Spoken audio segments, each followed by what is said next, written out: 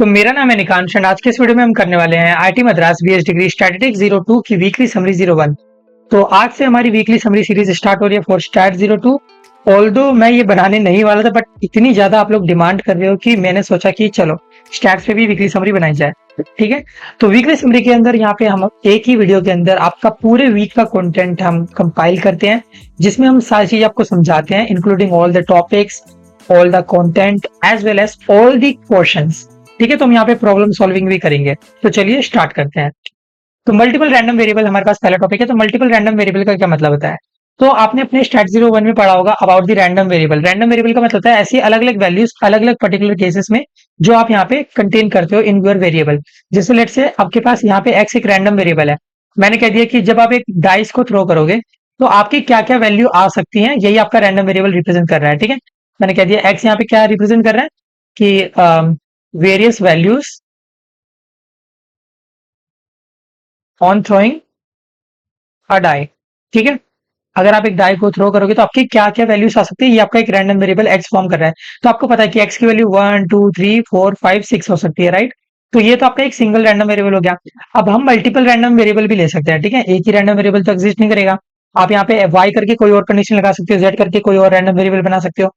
अब इनके मल्टीपल मतलब ये जो आपके मल्टीपल रैंडम वेरिएबल आने वाले हैं, इनके बीच में जो हम आपस में परमुटेशन कॉम्बिनेशन लगाएंगे, यही हमें पढ़ना है in the multiple random variable. Okay, अब देखो मल्टीपल रैंडम वेरिएबल में जनरली आपके पास यहाँ पे 5 चीजें आएंगी एंड आपको इन 5 चीजों पे गौर करना है। पहला है जॉइंट डिस्ट्रीब्यूशन, दूसरा है मार्जिनल डिस्ट्रीब्यूशन, तीसरा है कंडीशनल डिस्ट्रीब्यूशन, चौथा है इंडिपेंडेंस, पांचवा है कोवेरियंस एंड कोरिलेशन। ठीक है, तो ये 5 पर्टिकुलर टॉपिक्स है जो कि आपके बहुत ज्यादा इंपॉर्टेंट है एंड कहीं ना कहीं आपका जो क्विज वन है इसमें मेजर पार्ट यही लेंगे। ठीक है, तो आपको काफी अच्छे से ये पढ़ना है। ठीक है, तो एक तो जनरल आइडिया होगी। चलो अब आगे बढ़ते हैं। स्टार्ट करते हैं विद जॉइंट डिस्ट्रीब्यूशन या फिर आप इसको जॉइंट पीएमएफ भी कह सकते हो। पीएमएफ का मतलब होता है प्रोबेबिलिटी मास फंक्शन। ओके, अब देखो जॉइंट पीएमएफ में आपके पास ये सारी चीजें लिखी हुई हैं, आप ये देख के डर जाओगे, आपको ये भैया क्या लिखा हुआ है, ये कुछ समझ ही नहीं आ रहा। नहीं, आपको बिल्कुल भी टेंशन नहीं लेनी है। जस्ट मैं आपको सिंप्लीफाई कर देता हूँ चीजों को। देखो जॉइंट पीएमएफ के लिए पहले आपको पता होना चाहिए ये क्या चीज लिखी हुई है, इसका मीनिंग क्या है। ठीक है, तो देखो किसी भी रैंडम वेरिएबल के फंक्शन को हम इस फॉर्मेट में लिखते हैं एफ एक्स वाई। ओके, अभी जो ब्रैकेट में T one and T two लिखा हुआ है, इट इज नथिंग बट ये रैंडम वेरिएबल की क्या क्या वैल्यूज हो सकती है ये लिखी हुई है। ओके, टी वन यहाँ क्या रिप्रेजेंट कर रहा है, वैल्यूज अंडर एक्स, और टी टू क्या रिप्रेजेंट कर रहा है, वैल्यूज अंडर वाई। ठीक है, अब देखो जो आगे लिखा रहता है वो आगे वाले को फॉलो करता है, जो पीछे लिखा रहता है वो पीछे वाले को। ओके, आप चाहो तो इनको प्रोबेबिलिटीज की टर्म में भी कह सकते हो, probability X equal to T one and y equal to T two. तो मान लो अगर आपको प्रोबेबिलिटीज की टर्म में लिखना है तो आप ऐसे लिख सकते हो। ठीक है, तो ये एक जनरल रिप्रेजेंटेशन है किसी भी जॉइंट पीएमएफ की इक्वेशन का। ठीक है, आपको इसका या इसका ध्यान रखना है, इसको याद रखना है। ठीक है, याद भी क्या रखना है, मैंने आपको सिंपल तरीका बता दिया, आप जस्ट इस पे फोकस करो, ना कि ये दुनिया भर की जो चीजें लिखी हुई है। ठीक है, ये टी एक्स टी वाई आपको इस सब पे फोकस नहीं करना है। ठीक है, ये टी एक्स क्या होता है कैपिटल वाला, ये टी वाई क्या होता है, ये सब मैं भी मैं आपको आगे समझाता जाऊंगा। ठीक है, बेसिकली ये रेंज जैसे कि आपकी क्या क्या वैल्यू एग्जिस्ट कर सकती है फॉर योर एक्स और वाई। ठीक है, तो अभी टेंशन मत लो, जस्ट आप ये जो नीचे इक्वेशन लिखी है इस पे फोकस करो। ठीक है, अब यहाँ पे एक एग्जांपल है हमारे पास, इस एग्जांपल को समझ लेते हैं। Let X I equal to 1। आपका जो रैंडम वेरिएबल है ये एक्स आई है ना, आई को छोड़ो, आप मान लो एक्स है रैंडम वेरिएबल। एक्स की वैल्यू 1 होगी अगर आपके पास जो टॉस का रिजल्ट है वो हेड के रूप में आ रहा है, और एक्स की वैल्यू 0 होगी अगर आपका टॉस का रिजल्ट टेल आ रहा है। ओके, अब आपसे कह रहा है कि F X one X two zero zero की क्या क्या वैल्यू होगी। तो देखो अगेन मैंने बताया X one equal to zero आप लिखोगे प्रोबेबिलिटीज की टर्म में, और X two equal to zero लिखोगे प्रोबेबिलिटीज की टर्म में। ओके, अब ये तो सिंपल है। अब एक बात बताओ, X one equal to zero का मतलब आपके पास यहाँ पे क्या आना चाहिए, आपके पास टेल आना चाहिए। टेल की प्रोबेबिलिटी कितनी होती है, अगर आप एक बार कॉइन को टॉस करोगे तो आपके पास टेल आने की प्रोबेबिलिटी होती है हाफ। ओके, एंड हेड आने की प्रोबेबिलिटी भी होती है हाफ। सही, ओके बहुत अच्छे। अब पहले यहाँ पे टेल आने की प्रोबेबिलिटी लिखी हुई तो आपने हाफ लिख दिया, एंड का मतलब होता है मल्टीप्लाई, और X two equal to zero मतलब अगेन टेल, टेल आने की प्रोबेबिलिटी अगेन हाफ, तो हाफ इंटू हाफ करोगे तो 1/4 आ जाएगा। ठीक है, सिमिलरली आप ये नीचे वाले के लिए भी लिख सकते हो, F X one F X one X two है, 0 और 1 है। ठीक है, एक्स वन यहाँ पे इक्वलेंट टू 0 हो जाएगा and X two equivalent to 1 हो जाएगा। एक्स वन 0 का मतलब है आपके पास यहाँ पे टेल आ रहा है पहली बार में, पहली बार में टेल आ रहा है तो इसकी प्रोबेबिलिटी हाफ हो गई, एंड का मतलब multiply, X two equal to 1 का मतलब आपके पास हेड आ रहा है। ठीक है, अब हेड आने की प्रोबेबिलिटी अगेन हाफ है तो हमने हाफ लिख दिया, इक्वल इनटू 1/4 हो जाएगा। अब ये तो सिंपल है, आपने सॉल्विंग सीख ली। अब कैसे हम इसको कन्वर्ट करेंगे इन अ पर्टिकुलर टेबल। ये जो जॉइंट पीएमएफ है ये जनरली आपको रिलेशन बताता है कुछ भी कह लो। ठीक है, बिटवीन यूर रैंडम वेरिएबल्स। ठीक है, जैसे आपके पास यहाँ पे मान लो T1 एंड T2 है, ठीक है, आपको दिख रहा है ये जो T1 है ये आपकी क्या कर रहा है, कॉलम वाली वैल्यूज को रिप्रेजेंट कर रहा है, ठीक है, ओके, एंड ये जो T2 है ये आपकी रो वाली वैल्यूज को डिनोट कर रहा है। T1 आपका एक्स को डिनोट करता है, पहली बात तो आपको पता ही है, एंड ये आपकी कॉलम वाली वैल्यूज को, ठीक है, मैंने गलती से रो लिख रहा था, कॉलम वाली वैल्यूज को रिप्रेजेंट करता है। T2 की बात करें तो ये आपके वाई को रिप्रेजेंट करता है, एंड ये जनरली आपकी रोज की वैल्यू को डिनोट करता है, ओके। अब आप देखो 0 0, अगर आप ध्यान से देखोगे तो आपको दिख रहा होगा एक्स आपका 0 यानी कि आगे वाला 0, वाई आपका 0, इन दोनों को मिला के आपके पास 1/4 बना था तो हमने 1/4 लिख दिया, ठीक है। ऐसे ही जब आपका एक्स 1 होगा और वाई 0 होगा, इस केस में भी आपके पास 1/4 वैल्यू आएगी, आप चाहो तो निकाल के भी देख सकते हो, ठीक है। सिमिलरली एक्स 0, वाई वाई 1, तो ये आपका ये वाला केस है, 1/4 वैल्यू आ गई, ठीक है। तो ऐसे ही हमने यहाँ पे सारे कॉम्बिनेशन लिख लिए इसके, ठीक है। तो ये कॉम्बिनेशन आप देखो, जॉइंट पीएमएफ की 2 पॉइंट हमें याद रखने हैं। पहली बात, अगर आप सारे एंट्रीज को ऐड करोगे तो आपके पास इक्वल वैल्यू आएगी 1 के, ओके, एंड जितनी भी आपकी एंट्रीज होंगी 0 से 1 के इन बिटवीन होगी, कभी भी यहाँ पे नेगेटिव वैल्यूज लाई नहीं करेंगी, एंड यहाँ पे मतलब आपका यहाँ पे 1 से ज्यादा बड़ी वैल्यू भी एग्जिस्ट नहीं करेगी कभी भी, ठीक है। तो ये जॉइंट पीएमएफ की जस्ट कुछ खासियत है, कुछ खास बातें आपको पता होना चाहिए, ठीक है। कंफ्यूजन हो रहा है, बिल्कुल भी टेंशन मत लो, अभी हम जैसे जैसे आगे बढ़ेंगे सारी चीजों को एकदम अच्छे से देखते चलेंगे, ओके। चलो क्वेश्चंस आए हैं, क्वेश्चंस की हेल्प से सारी चीजों को समझते हैं। तो पहले क्वेश्चन आपसे कह रहा है कि आपके पास एक एक्स रैंडम वेरिएबल है जो कि यूनिफॉर्म डिस्ट्रीब्यूशन को फॉलो करता है, एंड आपके पास यहाँ पे एक्स की वैल्यू है 1 2 3 4 5 6, ओके, ठीक है, अच्छी बात है। अब आपसे कह रहा है कि एफ x1 x2 को कैलकुलेट करो फॉर 3 और 2, ठीक है। तो आपको पता है कि अगर हम इसको प्रोबेबिलिटीज के टर्म में कन्वर्ट करेंगे तो आगे वाले के इक्वल होगा x1 = 3, ओके, फिर बीच में हम एंड लिखते हैं, फिर x2 = 2 हो गया, फाइन, चलो अच्छी बात है। अब एक बात बताओ आप कि प्रोबेबिलिटी x1 इक्वल टू 3 का मतलब क्या है। आपके पास यहाँ पे एक डाइस है, यहाँ पे 3 आने की प्रोबेबिलिटी क्या है, 1/6 टाइम, 6 में से एक ही बार आपका यहाँ पे 3 दिख रहा है आपको, तो 1/6 हो गया, एंड का मतलब होता है मल्टीप्लाई, और x2 की बात करें इक्वल टू 2, तो 2 आने की प्रोबेबिलिटी कितनी है यहाँ पे, 1/6 अगेन, ठीक है, एक ही बार आपके पास यहाँ पे 2 दिख रहा है आउट ऑफ 6 टाइम्स, ठीक है, तो ये भी 1/6 हो गया। तो ये ओवरऑल आपका आ जाएगा 1/36, इसका मतलब आपका सी ऑप्शन यहाँ पे करेक्ट होने वाला है, ठीक है। सेकंड क्वेश्चन पे आते हैं, तो यहाँ पे आपके पास एक जॉइंट पीएमएफ गिवन है, आपको यहाँ पे बताना है कि इनमें से कौन सा ऑप्शन करेक्ट होगा। मल्टी सिलेक्ट क्वेश्चन है, इसको भी एक बार देख लेते हैं, ओके। तो आपको दिख रहा है कि एक्स की वैल्यू ये रही, वाई की वैल्यू ये रही, ओके।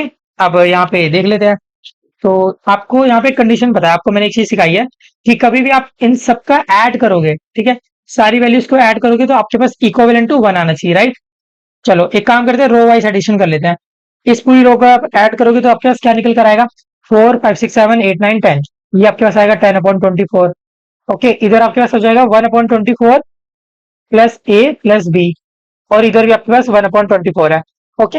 तो इन सारी वैल्यूज को मैंने लिख लिया, अब इन सबको ऐड करोगे तो इक्वल टू 1 होना चाहिए, तो 10/24 plus 1/24 plus A plus B plus 1/24 equal to 1, okay.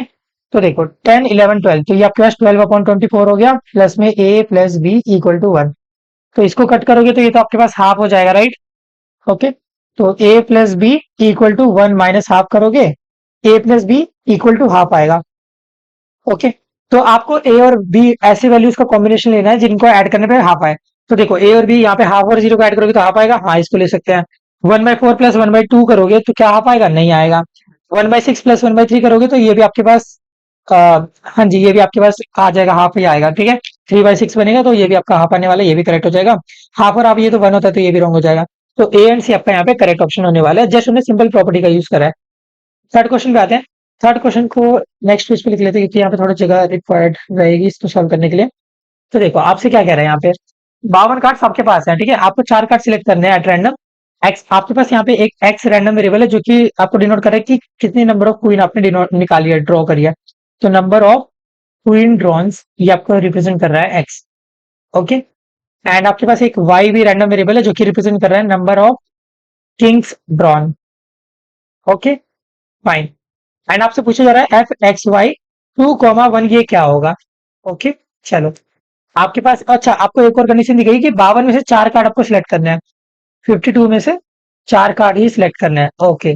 तो ये देखो 52 में से 4 कार्ड सिलेक्ट करने हैं, इसको देख के आपके दिमाग में आना चाहिए कि हाँ यहाँ पे सिलेक्शन वगैरह वाली चीजें, तो इसका मतलब हमें यहाँ पे कॉम्बिनेशन वाले फॉर्मूले यूज करने पड़ेंगे, ठीक है। चलो अब ये जो हमें गिवन है इसको एक बार समझ लेते हैं कि इसको कैसे लिख सकते हैं। F(x, y) 2, 1। तो देखो आपको पता है आगे वाले को इक्विवेलेंट लिखेंगे आगे के, ठीक है। तो प्रोबेबिलिटी के टर्म में कन्वर्ट करें, x = 2 एंड y = 1। ओके, हमें इसको सॉल्व करना है, ठीक है। ओके चलो कर लेते हैं। प्रोबेबिलिटी आपको कैलकुलेट करनी है, ठीक है। तो देखो आपके पास यहाँ पे x = 2 है, मतलब आपको यहाँ पे 2 क्वीन ड्रॉ करनी पड़ेगी। अच्छा एक बात बताओ कि आपके पास यहाँ पे टोटल क्वींस कितनी होती हैं, बताओ। अगर आपको पता हो तो 52 कार्ड में से आपके पास 4 सेट होते हैं 13-13 के, ठीक है। उन चारों सेट के अंदर एक एक क्वीन होती है, मतलब ओवरऑल आपके पास 4 क्वींस होती हैं। 4 में से आपको 2 क्वीन सिलेक्ट करनी है, ओके। एंड 4 में से 2 क्वीन आपने सिलेक्ट कर ली। अब यहाँ पे आगे लिखा हुआ y = 1। y का मतलब नंबर ऑफ किंग, किंग भी आपको पता है 4 ही होते हैं। 4 में से हमको एक किंग यहाँ पे सिलेक्ट करना है, ठीक है, ये गिवन कंडीशन अनुसार। ओके, और हमें बोला गया था कि ओवरऑल 4 कार्ड हमें सिलेक्ट करने थे, तो 2 इधर कर लिए, एक इधर कर लिया, अभी भी एक कार्ड हमें और लेना है, ठीक है। तो देखो 4 और 4 ये 8 हो गए, 52 में से 8 कार्ड में से हमने यहाँ पे 3 कार्ड निकाल लिया। तो बाकी के रिमेनिंग जो 44 कार्ड है उनमें से एक और कार्ड हमें चाहिए होगा, तभी आपके पास यहाँ पे देखो 2, 1, 1 इनको जोड़ोगे तो 4 आएगा।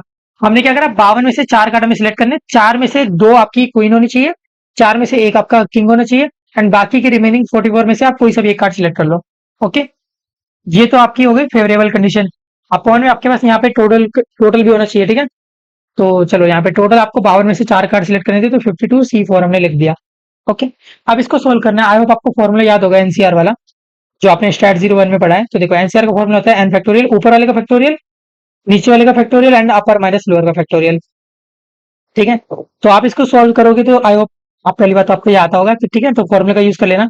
4C2 को आप सॉल्व करोगे तो यहाँ पे 6 आएगा, 4C1 को करोगे तो 4 आएगा, 44C1 को करोगे तो अगेन 44 आएगा, 52C4 को सॉल्व करोगे तो आपके पास वैल्यू आएगी 270725, ओके। अब यहाँ पे आप मल्टीप्लीकेशन करके इसका डिवीजन वगैरह करोगे तो आपके पास ओवरऑल वैल्यू आएगी 0.0039। इसका मतलब आपका ए ऑप्शन यहाँ पे करेक्ट होगा, ठीक है। चलो बहुत अच्छे। अब यहाँ पे नीचे आते हैं, तो इसको भी एक बार देख लेते हैं। एक जॉइंट मास फंक्शन आपके पास है, ठीक है, जॉइंट पीएमएफ है एक्स और वाई के लिए, एंड आपके पास जो फंक्शन है वो जी एक्स वाई है, XY/9, ठीक है। एक्स और वाई की वैल्यू दोनों की वैल्यू आप 1 और 2 ले सकते हो। चलो नेक्स्ट पेज पे लिख लेते हैं, ठीक है। तो देखो आपसे क्या कह रहा है यहाँ पे कि एक्स और वाई की आप 1, 2 वैल्यू ले सकते हो, ठीक है। तो एक काम करते हैं, टेबल से बना लेते हैं जिससे हमको थोड़ा समझने में आसानी रहे, ठीक है। तो देखो यहाँ पे एक टेबल बना लिया, ओके। अब देखो आपसे क्या कह रहा है, जी एक्स वाई आपके पास एक फंक्शन है। देखो जी लिखा रहा है चाहे एफ लिखा रहा है, मीनिंग सेम रहता है, आपके पास एक फंक्शन है, ठीक है। एक्स की वैल्यूज आपके छोटे एक्स को रिप्रेजेंट कर रही है एंड वाई की वैल्यूज आपके छोटे वाई को रिप्रेजेंट कर रही है, एंड इसकी ओवरऑल वैल्यू जो होगी वो XY/9 होगी, बेसिकली प्रोबेबिलिटीज की वैल्यू।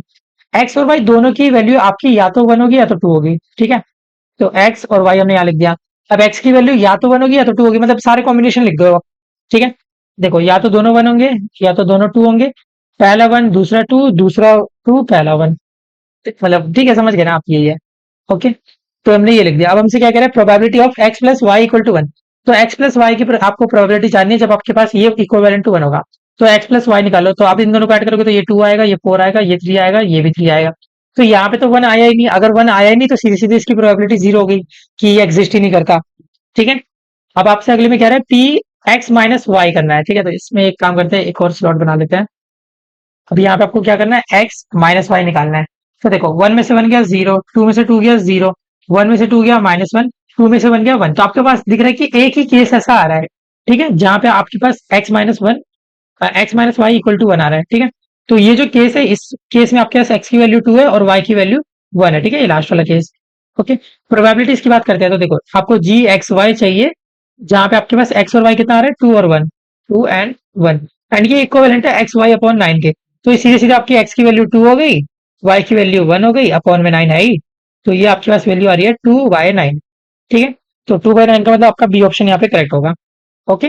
तो इस तरीके से हमको इसको सॉल्व करना था, ठीक है, काफी सिंपल था। चल अब बात करते हैं मार्जिनल पीएमएफ की, ठीक है। तो ये नेक्स्ट टॉपिक है आपके पास। तो marginal PMF is nothing but extended version of your joint PMF, okay.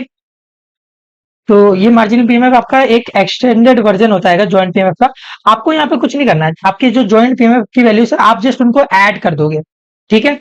अब देखो मैं आपको समझाता हूँ कैसे। तो लेट सपोज आपके पास एक ये टेबल है, ठीक है। अभी आप सिर्फ इतना टेबल देखो, ठीक है, ये पर्टिकुलर टेबल अभी हमने पीछे देखा भी था, बनाया भी था, ठीक है, ये रेड बॉक्स के अंदर। ओके, अब देखो, अब अगर मान लो आपसे कोई कह रहा है कि आपको एफ एक्स टू निकालना है, ठीक है, फॉर जीरो, इसका मतलब क्या है, आपके पास यहाँ पे एक्स टू की वैल्यू जीरो होनी चाहिए, ये सारे केस निकाल लो।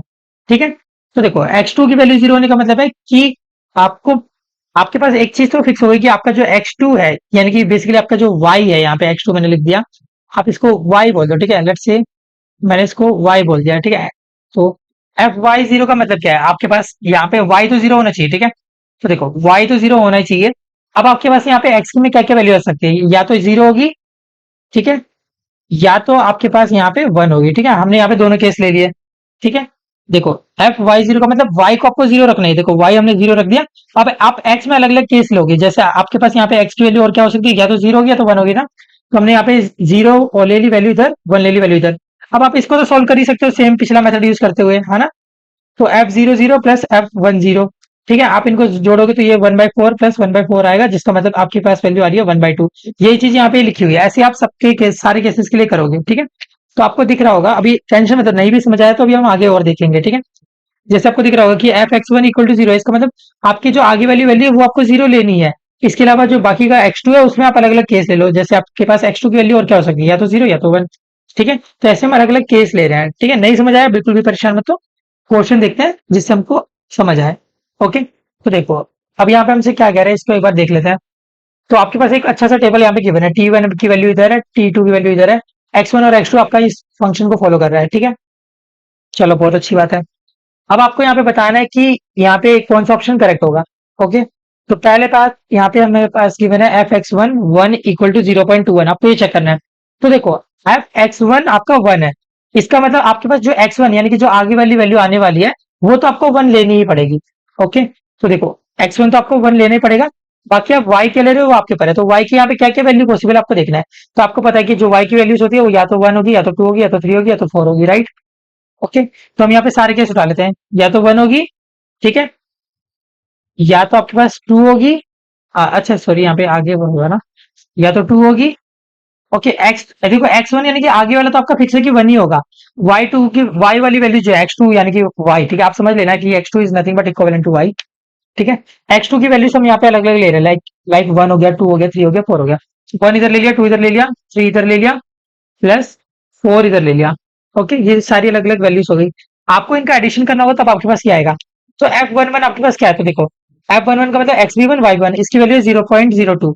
ओके, तो zero point zero two plus F one two, X आपके पास वन होना चाहिए, वाई आपके पास टू होना चाहिए, तो ये जीरो पॉइंट जीरो फाइव आ गया, ठीक है, zero point zero five plus F one three, x आपका वन होना चाहिए, वाई आपका थ्री होना चाहिए, तो ये जीरो पॉइंट जीरो टू आ रहा है, zero point zero two plus आपके पास अगला यहाँ पे फोर्थ वाला हो जाएगा वन फोर, तो ये देखो one four zero point one two.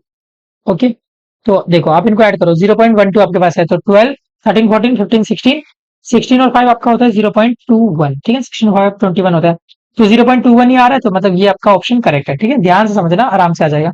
Okay, अच्छा, तो आपके पास ये वैल्यू आ गई है, बहुत अच्छे। अब देखो आप इन सारी वैल्यूज को ऐड करोगे तो आपके पास ए की वैल्यू निकल के आ जाएगी, ठीक है, तो ये आपकी आएगी zero point two one. Okay, sorry, अब देखो ऐसे आपको के की वैल्यू चाहिए तो आप क्या करो, सारी रो को ऐड कर दो, zero point zero two, zero point zero five, zero point zero five, zero point zero seven, zero point zero six, आप इन सबको ऐड करोगे तो आपके पास के की वैल्यू निकल के आएगी, तो आप इन सबको ऐड करो, के की वैल्यू आपको देखने को मिलेगी zero point to five. Okay, तो इसका मतलब आपका ये लास्ट वाला ऑप्शन भी करेक्ट है। ओके, अब आपसे ए प्लस बी प्लस सी पूछा है, तो ए तो आपने निकाल लिया जीरो पॉइंट टू वन है, बी और सी चाहिए तो आप क्या करो, इन सारी वैल्यूज को ऐड कर दो, ठीक है, तो zero point zero seven, zero point zero five, zero point zero eight, zero point zero one add करोगे तो आपके पास बी निकल कर आएगा, ठीक है, तो बी की वैल्यू आपके पास आ जाएगी zero point two one. Similarly अगर आपको सी चाहिए तो आप क्या करो, zero point zero six plus zero point zero eight plus zero point zero five plus zero point zero one, आप इन सबको ऐड करोगे तो जीरो पॉइंट टू जीरो आएगी।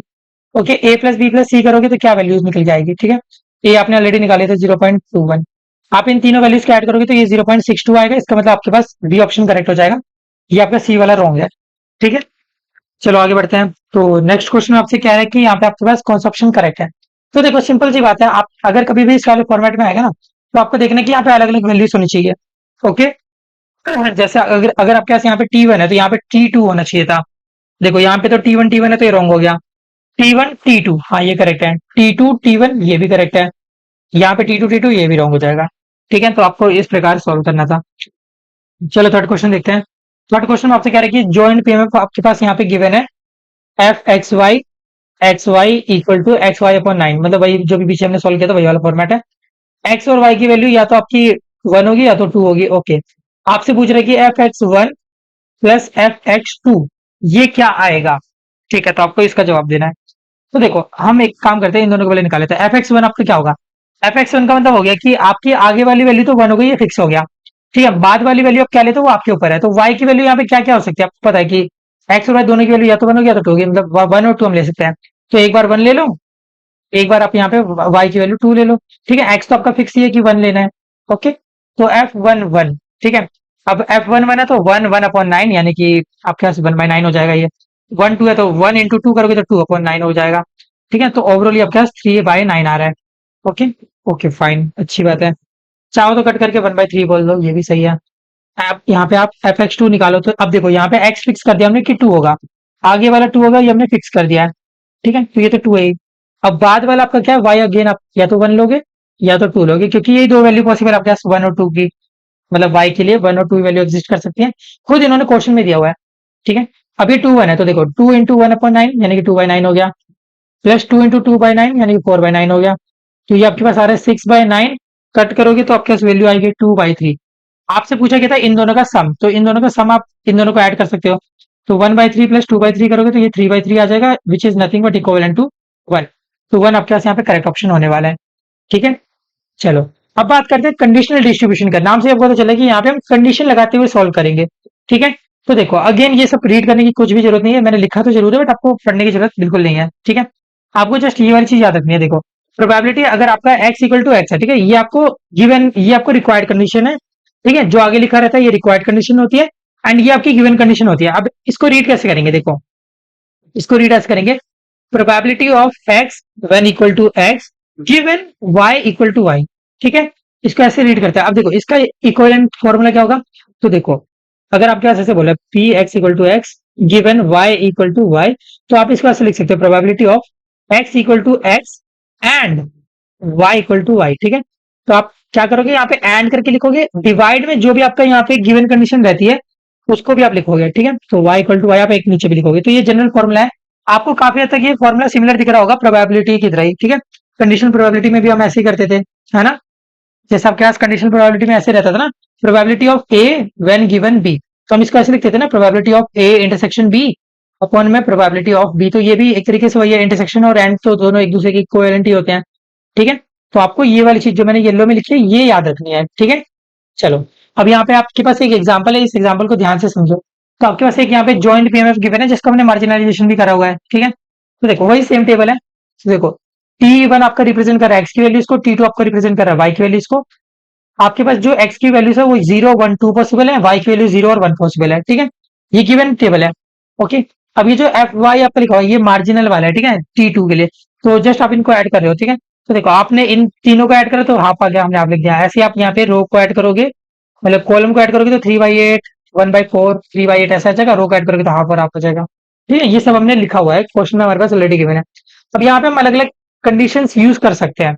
जैसे आपको यहाँ पे देखो एफ एक्स वाई है, एक्स की वैल्यू रिप्रेजेंट कर रही है T1 को, वाई की वैल्यू रिप्रेजेंट कर रही है T2 को। एक्स की यहाँ पे पॉसिबल रेंज जो है वो 0 1 2 है, क्योंकि आपको दिख रहा है कि एक्स की वैल्यू या तो 0 या तो 1 है या तो 2 है। वाई की जो आपकी रेंज है वो 0 और 1 है, क्योंकि दो ही वैल्यूज पॉसिबल है वाई के लिए। ओके, अब मान लो आपसे पूछा जा रहा है probability of Y given X equal to 0। आपके पास एक कंडीशन लगा दी गई है कि अगर आपके पास एक्स 0 है तो वाई के लिए प्रोबेबिलिटी निकालो क्या क्या आ सकती है।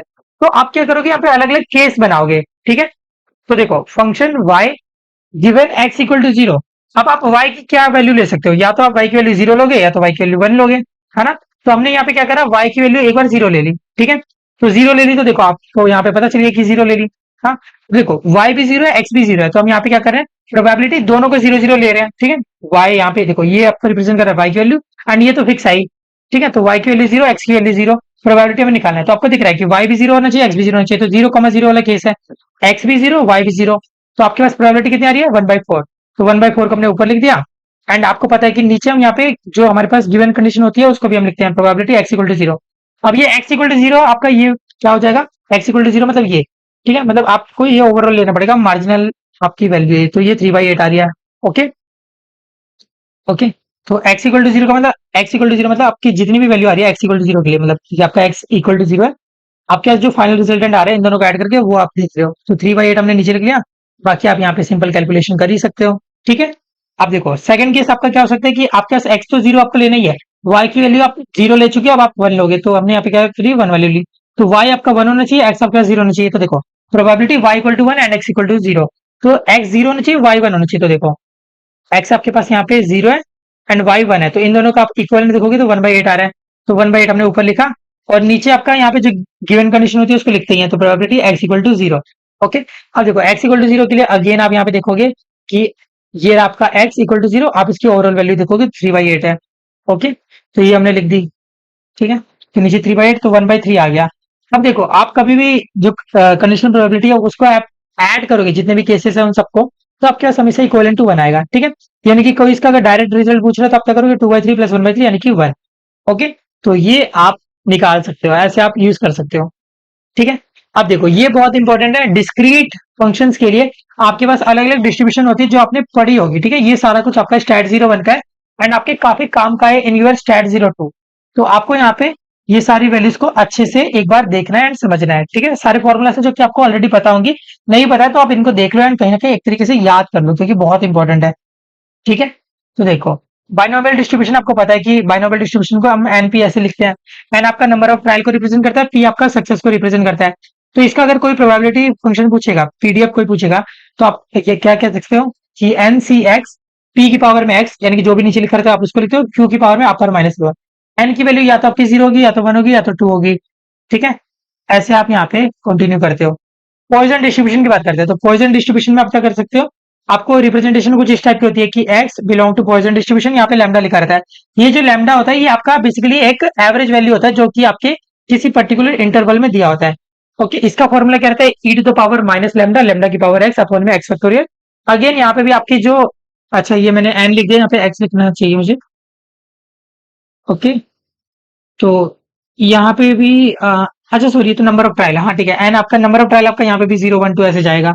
बर्नौली डिस्ट्रीब्यूशन आपको पता है कि या तो सक्सेस या तो फेलियर, तो आपके पास यहाँ पे एक्स की वैल्यू या तो जीरो होगी या तो वन होगी।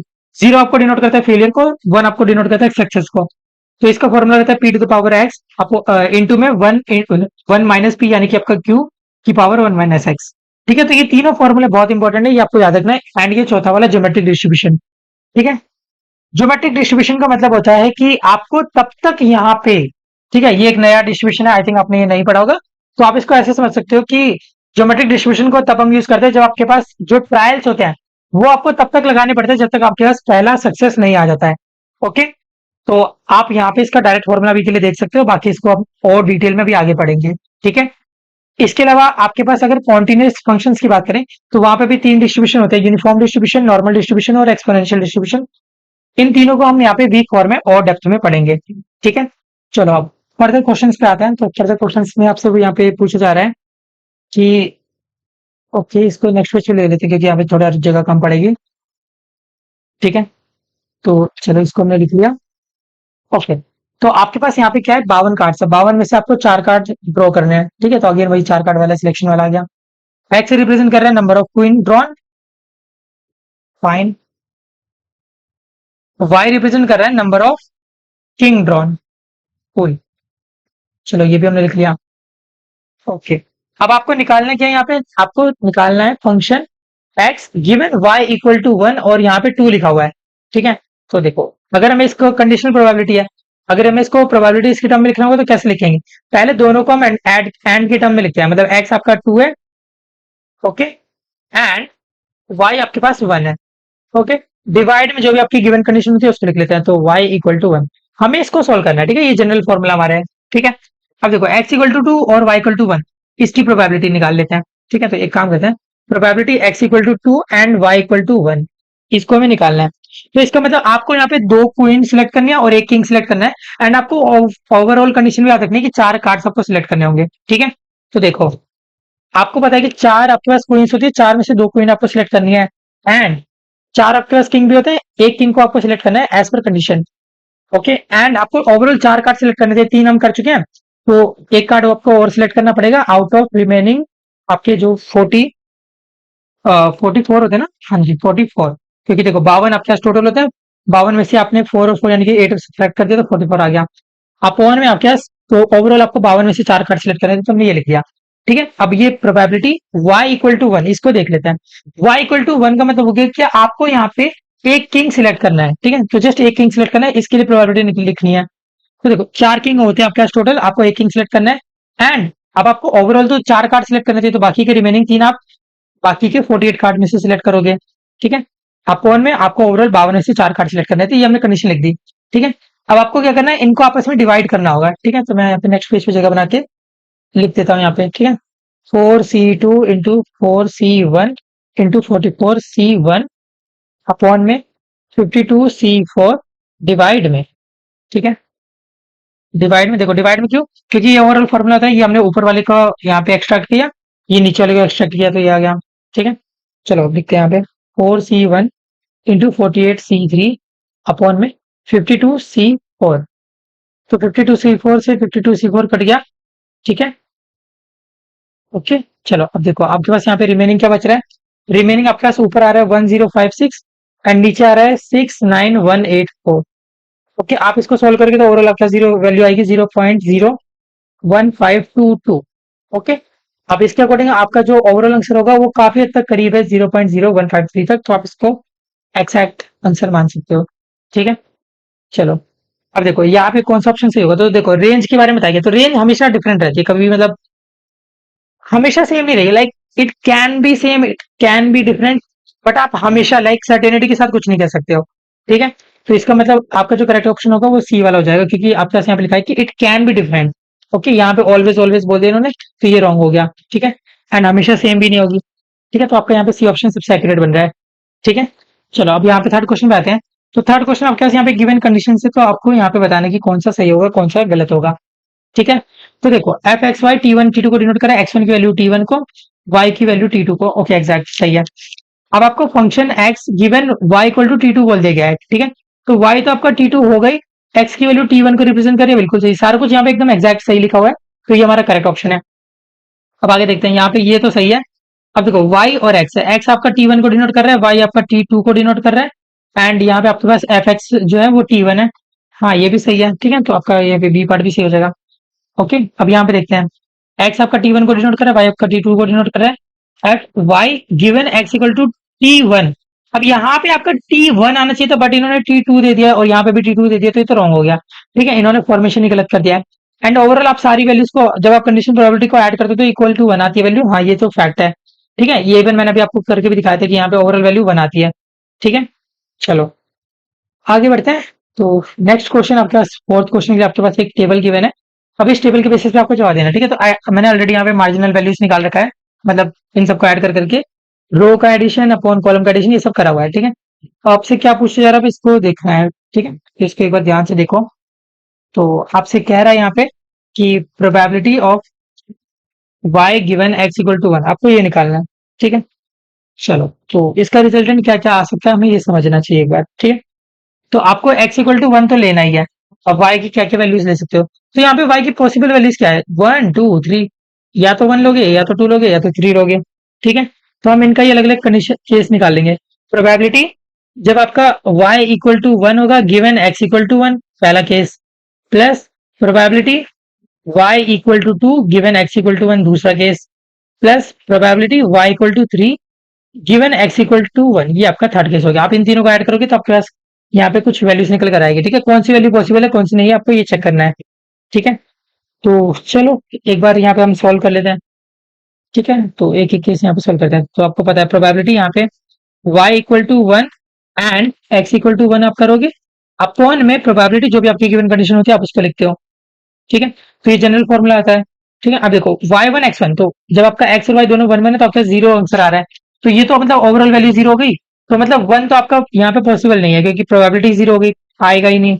ठीक है, अब इसको देखते हैं, probability y equal to 2 and x equal to 1 upon में प्रोबेबिलिटी x इक्वल टू 1। तो देखो x1 होना चाहिए y2 होना चाहिए, तो x1 y2 यानी कि 0.20 ऊपर, अपॉन में probability x equal to 1, x equal to 1 मतलब आपकी ओवरऑल वैल्यू x की यानी कि 0.22, 0.22 मतलब वैल्यू एग्जिस्ट कर रही है, मतलब हाँ 2 आपका पॉसिबल है। ठीक है, तो अच्छा देखो, मतलब वैसे अगर आप कायदे से देखो तो आपका इवन पहला करते ही आपका यहाँ पे आंसर आ गया, क्योंकि इन तीनों ऑप्शन में वन वन वन है, इसमें नहीं है, तो आपका ये करेक्ट ऑप्शन हो जाएगा। ठीक है, बाकी आप चाहो तो ऐसे थर्ड वाले का भी निकाल सकते हो, probability of Y equal to 3 and X equal to 1 करके अपॉन में probability of X equal to 1। ठीक है, तो आप इसको देखोगे तो देखो 1 और 3, तो 1 एंड 3 यानी 0.02 अपॉन में 0.22 वैल्यू एग्जिस्ट कर सकती है। ठीक है, चलो अब आगे देखते हैं। तो नेक्स्ट आपसे यहाँ पे कह रहे हैं कि calculate F X given Y equal to 2 और ओवरऑल वैल्यू आपके पास 1 है।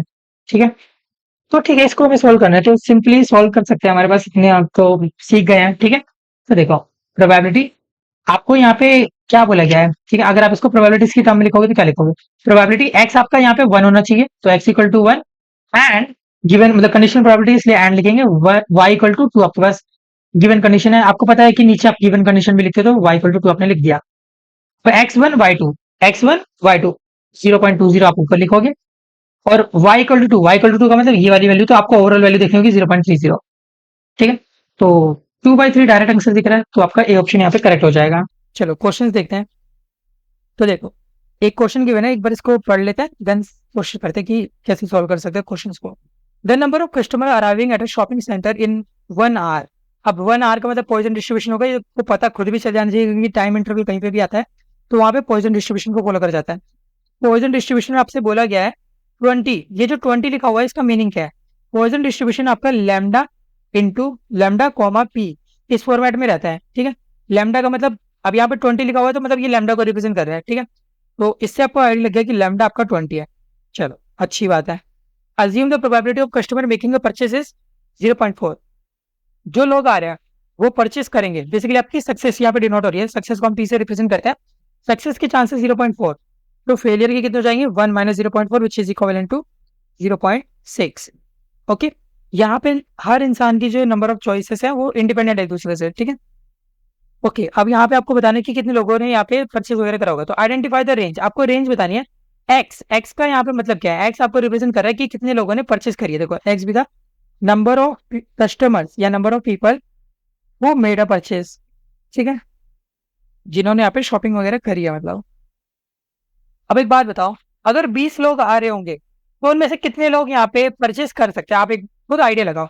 आप मान लो आपकी एक शॉप है, ठीक है, मैंने यहाँ पे एक अपने मन से एक नंबर सिलेक्ट कर लिया, मैंने कह दिया 10 लोग आ रहे हैं आपकी शॉप में, 10 लोग आपके कस्टमर हैं, 10 लोग आपके शॉप पे आ रहे हैं, तो उनमें से अगर आपको देखना होगा कि कितने लोगों ने मतलब परचेज करा है, कितने लोगों ने सामान खरीदा, तो आप सबसे मिनिमम कितना सोच सकते हो सकता है कि 10 में से किसी भी इंसान ने परचेज ना कराओ, सबके सब आए हो, थोड़ा बहुत घूमे हो और चले गए हो, तो इसका मतलब जीरो पॉसिबल है। ठीक है, जीरो पॉसिबल, मिनिमम वैल्यू आपकी जीरो हो सकती है, तो मतलब पहले दोनों ऑप्शन तो ऐसे नहीं नेग्लेक्ट हो गए, हमने कॉमन सेंस से हटा दिया। ठीक है, कि 10 लोग अगर आ रहे हैं तो उनमें से हो सकता है कि कोई भी यहाँ पे परचेज ना करे, तो आपका जो मिनिमम वैल्यू है, जो नंबर ऑफ पीपल जिन्होंने परचेज करा होगा वो जीरो पॉसिबल है। अब 10 लोग आपने बोला है, अब 10 लोग में से मैक्सिमम कितना हो सकता है कि सबने ही परचेस कर लिया हो, तो 10 में से 10 लोगों ने परचेस कर लिया हो, है ना, तो इसका मतलब आपकी मैक्सिमम वैल्यू 10 तक जाएगी, इन्फिनिटी तक नहीं जाएगी। ठीक है, ये तो पॉसिबिलिटी नहीं है ना कि 10 लोग आए और इन्फिनिट लोगों ने परचेस कराओ, नहीं। अब यहाँ पे एन जो है वो बेसिकली नंबर ऑफ पीपल जो आए हैं उनको डिनोट कर रहा है, हमने यहाँ पे एन अपने मन से जो मैंने एग्जाम्पल सोचा था वो 10 लिया था, तो ये एन तक जा रहा है, मतलब 10 तक ही जा रहा है, तो ये आपका करेक्ट ऑप्शन हो जाएगा। ठीक है, तो कंसेप्ट हमने लगा के थोड़ा सा कॉमन सेंस लगा के सॉल्व करा है। ठीक है, identify the distribution of X given N equal to N. अब आपको यहाँ पे डिस्ट्रीब्यूशन बताना है तो क्या होगा। ठीक है, तो अब एक बात बताओ कि X given N equal to N का मतलब क्या हो गया, एक्स रिप्रेजेंट कर रहा है कि नंबर ऑफ लोग जिन्होंने परचेस करा। अब यहाँ पे बाइनोमियल की टर्म में दिया गया है, तो आपको खुद आइडिया लग जाना चाहिए कि हाँ बाइनोमियल है। बाइनोमियल का क्या होता है, बाइनोमियल का ये हिसाब रहता है कि उसमें हम सक्सेस और फेलियर के बेसिस पे लिखते हैं चीजों को। ठीक है, राइट। अब देखो बाइनोमियल में रिप्रेजेंटेशन कैसा होता है कि कितने नंबर ऑफ लोग आए आप उसको आगे लिखते हो, देन आप पी लिखते हो, पी होता है यहाँ पे नंबर ऑफ सक्सेस। ठीक है, तो मतलब पहला तो रिप्रेजेंटेशन ही गलत है, दूसरा भी रिप्रेजेंटेशन गलत है, तीसरा चौथे में रिप्रेजेंटेशन सही है, बाइनोमियल फिर एन एन लिखा हुआ है, ओके। अब यहाँ पे आपका सक्सेस होता है, पी होता है, सक्सेस आपका 0.4 है, तो यहाँ पे 0.6 वाला तो गलत हो जाएगा, डी ऑप्शन आपका एक्यूरेट हो जाएगा, करेक्ट ऑप्शन है। ठीक है, चलो अब आगे बढ़ते हैं। यहाँ पे थर्ड क्वेश्चन हमसे क्या कहा गया है इसको एक बार समझते हैं। तो थर्ड क्वेश्चन आपको बोला गया कि F of N X 10 2, basically N यहाँ पे 10 को रिप्रेजेंट कर रहा है और एक्स आपको यहाँ पे 2 को रिप्रेजेंट कर रहा है। बेसिकली 10 लोग आए, 10 लोगों में से 2 लोगों ने परचेज करा। ठीक है, अब इसके बेसिस पे आपको बताना है कि कौन सा ऑप्शन यहाँ पे करेक्ट है, ठीक है, वैल्यूज के अकॉर्डिंग। अब मैंने प्रीवियस पार्ट में आपको बता दिया था कि हमारे पास लैम्डा यहाँ पे 20 है, सक्सेस आपके पास 0.4 है, फेलियर आपके पास 0.6 है, ठीक है। अब देखो, अब हम इसको कैसे सोल्व कर सकते हैं। हम यहाँ पे बेसिकली दो चीज हो रही है। पहला पॉइजन डिस्ट्रीब्यूशन लगाया जा रहा है कि टोटल यहाँ पे 20 लोग आए थे, राइट। ओके, ये 10 लोग तो मतलब जिन्होंने परचेज वगैरह करा होगा, जो हमको गिवन डेटा है वो है। ओके, चलो अब देखो सोचते हैं एक बार कि हम यहाँ पे क्या कर सकते हैं। देखो, पहले हमने यहाँ पे पॉइजन डिस्ट्रीब्यूशन लगाया क्योंकि क्वेश्चन ने खुद कहा कि पॉइजन डिस्ट्रीब्यूशन को फॉलो कर रहा है। पॉइजन डिस्ट्रीब्यूशन में आपको फॉर्मूला पता होना चाहिए कि लैम्डा की पावर n e की पावर माइनस लैम्डा अपॉन में n फैक्टोरियल होता है फॉर एनी गिवन डिस्ट्रीब्यूशन, ठीक है। तो पॉइजन डिस्ट्रीब्यूशन लिखा एंड पॉइजन डिस्ट्रीब्यूशन से पता चलेगा कि कितने लोग आए, कितने लोगों ने परचेज करा या करा भी तो कितना करा, ये हमें पता लगा यूजिंग बाइनोमियल डिस्ट्रीब्यूशन। तो बाइनोमियल डिस्ट्रीब्यूशन का फॉर्मूला होता है NCX, मतलब कितने में से कितने लोगों ने, P डिनोट करता है सक्सेस को, जो भी नीचे लिखा रहता है हम उसको लिखते हैं, then Q upper minus lower. ये सारी चीजें हमने वीक 0 पे कवर करी थी, ठीक है। तो काफी बच्चे, कुछ बच्चे मतलब काफी तो नहीं, कुछ बच्चे मुझसे पूछे थे कि भैया वीक 0 करने की क्या जरूरत है, वीक 0 तो पुराना ही है, हमें तो आता ही है, ठीक है। तो देखो, आने से फर्क नहीं पड़ता ना, आपको रिवीजन करना जरूरी है, ठीक है। तो वीक 0 को मैंने इतनी ज्यादा अहमियत इसलिए दी क्योंकि मुझे पता है उसके कंसेप्ट यहाँ पे यूज होंगे। अगर आपको वीक 0 नहीं आता है तो आप मुझसे लिख के ले लो, आप वीक 1, वीक 2, वीक 3, वीक 4 को कवर नहीं कर पाओगे। इसलिए मैंने अलग से स्पेशल ध्यान दिया था वीक 0 पे, ठीक है। तो ये फॉर्मूला रहता है, हमने इन दोनों का कॉम्बिनेशन लेना है तो इसलिए मल्टीप्लाई में लिख दिया। तो बेसिकली ये जो आपको सॉल्व करना है ना, ये यही चीज लिख लिया।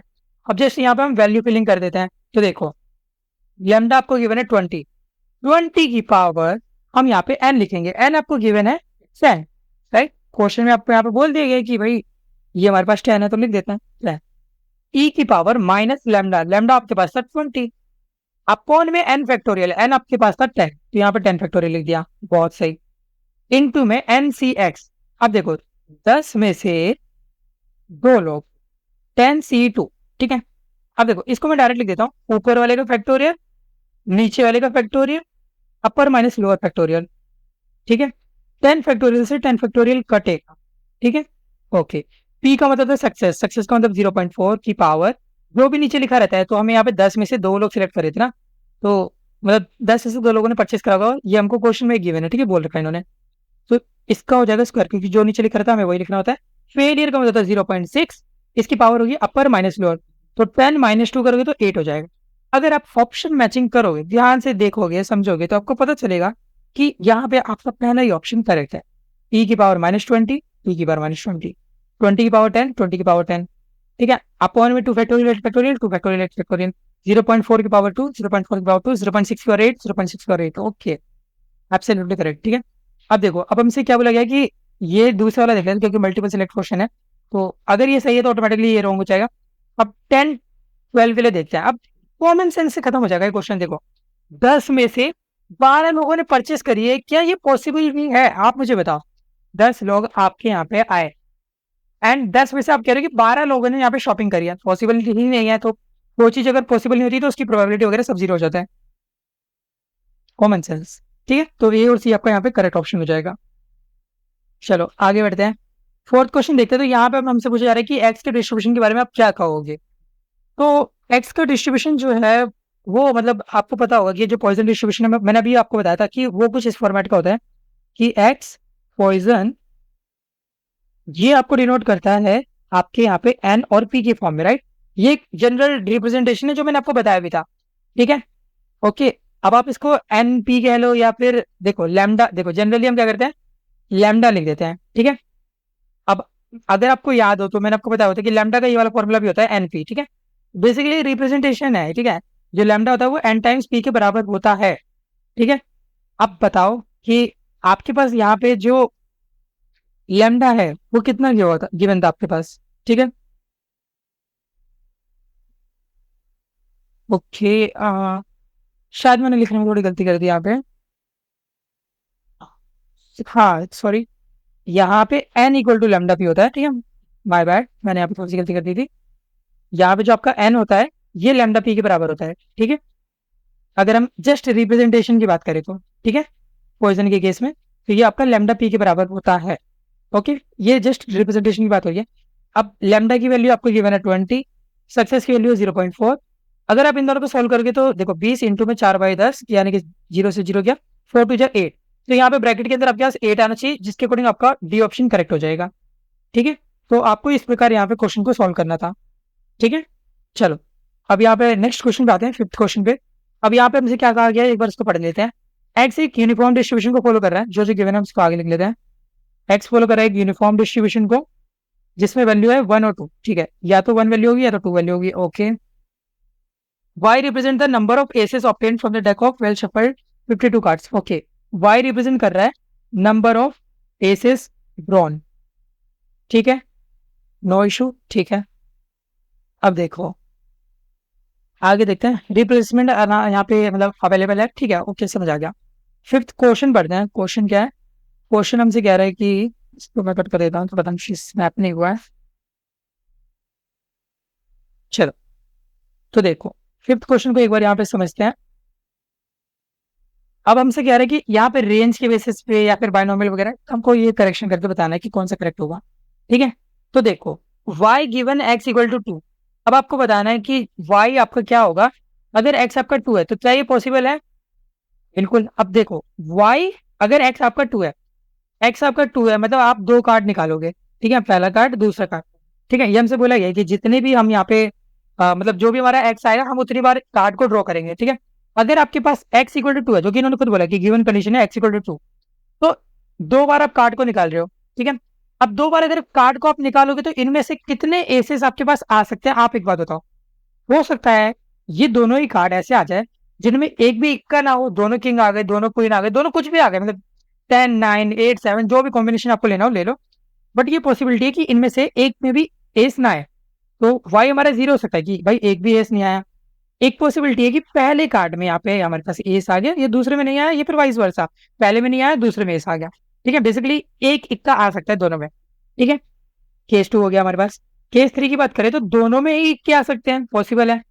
अब केस 3 की बात मतलब केस 4 की बात करेंगे तो क्या दो बार कार्ड आपने निकाले, तीन इक्के आ सकते हैं? नहीं, तो ये पॉसिबल ही नहीं है। तो आपकी वाई की वैल्यू 0, 1, 2 हो सकती है, ये इसकी रेंज हो गई। 0, 1, 2 ये रेंज होगी। ये सेकंड वाला ऑटोमेटिकली गलत हो गया क्योंकि आपने x इक्वल टू 1 करा है, तो मतलब आप एक ही कार्ड को ड्रॉ करोगे, तो एक कार्ड को ड्रॉ करोगे तो या तो इक्का आएगा या तो नहीं आएगा। ठीक है, नहीं आएगा तो 0, आएगा तो 1, 2 तो ऑप्शन हो ही नहीं सकता, तो ये रॉन्ग हो जाएगा। ठीक है, चलो अब आगे बात करते हैं कि यहाँ पे बाइनोमियल डिस्ट्रीब्यूशन के रूप में क्या बोला गया है। तो हमसे यहाँ पे कहा गया है कि y x equal to 1, x equal to 1 का तो आप एक कार्ड को निकाल रहे हो। ठीक है, एक कार्ड को निकाल रहे हो इसलिए यहाँ पे 1, 1 लिखा हुआ है। ठीक है, एब्सोल्युटली करेक्ट। ठीक है, एक कार्ड को निकाल रहे हो इसलिए यहाँ पे 1 and 1 लिखा हुआ है। अब यहाँ पे जो बाइनोमियल में मैंने आपको बताया था कि कितने नंबर ऑफ कार्ड होते हैं ड्रॉ कर रहे होते हैं, आप उसको वहां लिखते हो, एंड जो भी प्रोबेबिलिटी होती है सक्सेस की आप उसको वहां लिखते हो।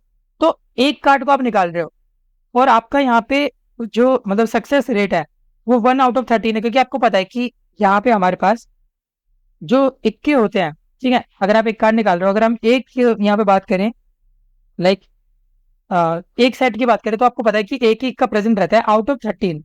ठीक है, तो मतलब इससे आप कह सकते हो कि आपके पास यहाँ पे सी ऑप्शन करेक्ट हो जाएगा। ठीक है, क्योंकि x इक्वल टू 2 हो जाएगा तो यहाँ पे आपकी प्रोबेबिलिटी चेंज होगी, है ना? क्योंकि दो अगर आप दो इक्के निकालोगे तो यहाँ पे वैल्यूज में बदलाव आएगा। ठीक है, तो सी ऑप्शन आपका यहाँ पे करेक्ट हो जाएगा, डी वाला आपका रॉन्ग हो जाएगा। ठीक है, तो बेसिक इन्फो से हमारे इस क्वेश्चन को भी सॉल्व कर लिया है। ठीक है, सिक्स्थ क्वेश्चन की बात करते हैं। तो इस केस में हमको क्या करना है, एक ज्वाइंट पीएमएफ को ड्रॉ करना है। ठीक है, तो अब देखो ये इंपॉर्टेंट क्वेश्चन है। अब यहाँ पे जो भी इन्फॉर्मेशन हमारे पास थी हम उसके बेसिस पे क्या करेंगे, एक पीएमएफ बनाएंगे। चलो बनाते हैं एक पीएमएफ। तो पहले सबसे पहले एक बॉक्स बना लो। ठीक है, बना लिया। ओके, अब आप एक बात बताओ, हमको यहाँ पे गिवन कंडीशन क्या बोली गई है उसको एक बार देख लेते हैं। तो गिवन कंडीशन हमारे पास ये है कि x की वैल्यू 1 और 2 होगी। ठीक है, चलो x की वैल्यू 1 या 2 होगी। ठीक है, अच्छी बात है, 1 या फिर 2। ठीक है, यहाँ पे डायगोनल लाइन डाल देते हैं। लेट सपोज यहाँ पे जो ये है ये T1 है, ये आपका T2 है। ठीक है, ओके, अब आपको पता है कि जो इनका समीशन होता है उसको हम एंड में लिखते हैं। ठीक है, और तो हमारे पूरे टेबल में मतलब ये इतना तो डेप्थ में दिया नहीं है, but फिर भी मैं आपको बता दे रहा हूँ। ठीक है, वो हम यहाँ पे लिखते हैं। ठीक है, ये जो लास्ट वाला कॉलम होता है इसको इवन आप इस बॉक्स वाले फॉर्मेट में ना ही बना तो ज्यादा सही रहता, बट ठीक है। अब देखो आप दो बार यहाँ पे या तो 1 होगा या तो 2 होगा। आप एक बात बताओ, मतलब आप मैक्स टू मैक्स 2 बार आप कार्ड को ड्रॉ करोगे, ठीक है। अगर आप 2 बार कार्ड को ड्रॉ कर रहे हो तो आपके पास यहाँ पे इक्के आने की प्रोबेबिलिटी क्या है, मतलब इक्के आने के चांसेस क्या है। हो सकता है आपके पास दोनों में से एक भी इक्का ना है, 0। हो सकता है आपको यहाँ पे एक इक्का ऑप्टेन हो जाए, राइट, 2 में से एक आ जाए। या फिर हो सकता है आपके पास दोनों ही इक्के निकल जाए, 3 इक्के हो जाए तो पॉसिबल ही नहीं है, तो आपका 0 1 2 यहीं तक जाएगा, ठीक है। तो देखो इससे हमें आइडिया लग जाए एक्स की वैल्यू 1 और 2 है, क्वेश्चन में गिवन था, वाई की वैल्यू 0 1 2 है। ओके वेल, अच्छी बात है। अब देखो, अब आप मुझे बताओ 1 आएगा, इसकी प्रोबेबिलिटी क्या है। 1 और 2 दो ही ऑप्शन है, 1 आने के चांस कितने हैं, हाफ, ठीक है, हाफ लिख दिया। अब 0, अब आप एक बार यहाँ पे आप कार्ड ले रहे हो और उस कार्ड में आपका यहाँ पे इक्का नहीं आना चाहिए, ठीक है। इक्का आएगा इसके चांस है 1 आउट ऑफ 13, इक्का नहीं आएगा इसके चांस कितने हो जाएंगे, 12 आउट ऑफ 13, 1 माइनस 1/13 करा, ठीक है, तो 12/13 हो जाएगा, सही, एग्जैक्टली। अब 2 है, 2 आने के चांसेस कितने हैं, प्रोबेबिलिटी यहाँ पे 1 और 2 में से 2 आएगा, इसके चांसेस कितने होंगे, हाफ, हाफ हमने लिख दिया। अब देखो 2 कार्ड आप निकाल दो, दोनों बार आपका यहाँ पे इक्का नहीं आना चाहिए, 0 रिप्रेजेंट करे, इक्का नहीं आएगा। पहली बार में इक्का नहीं आएगा, इसके चांस हो जाएंगे 12/13 एंड दूसरी बार में इक्का नहीं आएगा, इसके चांस हो जाएंगे 12/13। ओके, तो आप यहाँ पे क्या कर रहे हो, 12/13 इंटू 12/13, सही।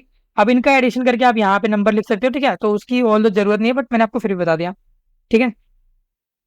तो मैं यहाँ पे लिखता नहीं था, क्योंकि लिख दूंगा तो फिर आप कहोगे कि भैया यहाँ पे 0 कैसे आ रहा है, ठीक है, इसको हटा ही देते, काम करते हैं, इसकी नीड नहीं है, ठीक है। चलो, अब हम यहाँ पे बात करते हैं कि 2 से कटेगा तो 6 आ जाएगा, तो 6 को 12 से मल्टीप्लाई करोगे तो 72, 72/13 का स्क्वायर, ठीक है। एंड इधर बात करें तो ये आपका हो जाएगा 6/13। ओके, चलो बहुत सही। अब देखो 1 और 1 है, 1 आने के चांसेस हाफ। अब एक कार्ड आप ड्रॉ कर रहे हो, उसमें से एक ही इक्का निकल जाए, इसकी प्रोबेबिलिटी कितनी है, 1 आउट ऑफ 13, ठीक है। 13 में से एक कार्ड ही ऐसा होता है जो आपका इक्का होता है, राइट। तो देखो ये आपके पास हो गया 1 आउट ऑफ 26।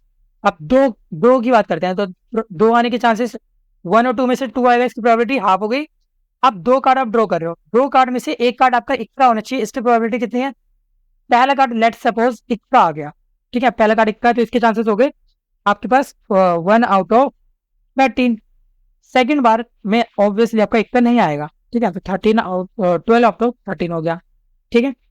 सिमिलर वे में हम यहाँ पे देख सकते हैं जो आपका 2 है, ठीक है। देखो अब ये तो पॉसिबल ही नहीं है, देखो आपने यहाँ पे हाफ लिखा, ठीक है, कि जो 1 है, 1 और 2 में से 1 सिलेक्ट करने की प्रोबेबिलिटी है हाफ। अब 2 आपने एक बार यहाँ पे कार्ड ड्रॉ करा और 2 बार इक्के आने चाहिए, पॉसिबल है, नहीं पॉसिबल नहीं है, तो 0 लिखा, सीधे ओवरऑल 0 आ गया, ठीक है। सिमिलर वे में आप लास्ट वाला भी लिख सकते हो। अब देखो अगर हम यहाँ पे आंसर मैचिंग करें तो 6/13 72/13 का स्क्वायर, तो अगर हम देखें तो आपको दिख रहा है ये वाला सी वाला ऑप्शन, 6/13 72/13 का स्क्वायर, ठीक है। और देखो 1 और 2 के लिए यहाँ पे गिवन है 0, ओके, 1/26, 1/26 0, मतलब मैच हो गया, यही वाला ऑप्शन करेक्ट है, ठीक है। क्योंकि इस वाले में तो यहाँ पे 13 की पावर 4 बोला हुआ है, तो ये तो रॉन्ग हो जाएगा, तो सी ऑप्शन आपका यहाँ पे करेक्ट हो जाएगा, ठीक है। ये रॉन्ग है, ये रॉन्ग है, सी आपका एब्सोल्युटली करेक्ट आंसर है, ठीक है। अब बात करते हैं यहाँ पे मल्टीपल डिस्क्रीट रैंडम वेरिएबल्स की, ठीक है। तो देखो मल्टीपल डिस्क्रीट रैंडम वेरिएबल का मतलब क्या है, अब यहाँ पे जस्ट आप डिस्क्रीट रैंडम वेरिएबल को एक दूसरे से के साथ कंफाइन कर रहे हो, जोड़ रहे हो, ठीक है। जैसे यहाँ पे देखो आप रीड भी कर सकते हो, multiple discrete random variable are a collection of 2 or more discrete random variable that are observe simultaneously. Basically 2 या उससे ज्यादा अलग अलग रैंडम वेरिएबल को आप एक साथ अगर ऑब्जर्व करोगे तो वो आपका मल्टीपल डिस्क्रीट रैंडम वेरिएबल कहलाएगा, ठीक है। ओके, अब ये जस्ट आपको बोला जा रहा है कि एक्स आई अगर 1 होगा तो यहाँ पे आपका जो आई टॉस है वो, उस पर आपको देखना है कि हेड आ रहा है कि नहीं आ रहा। सिमिलर वे में अगर एक्स आई आपका 0 आ रहा है तो आपको आई टॉस पे देखना है कि टेल आ रहा है या नहीं आ रहा। तो जस्ट आपको यहाँ पे कंडीशन और एक टेबल बना के दी गई है।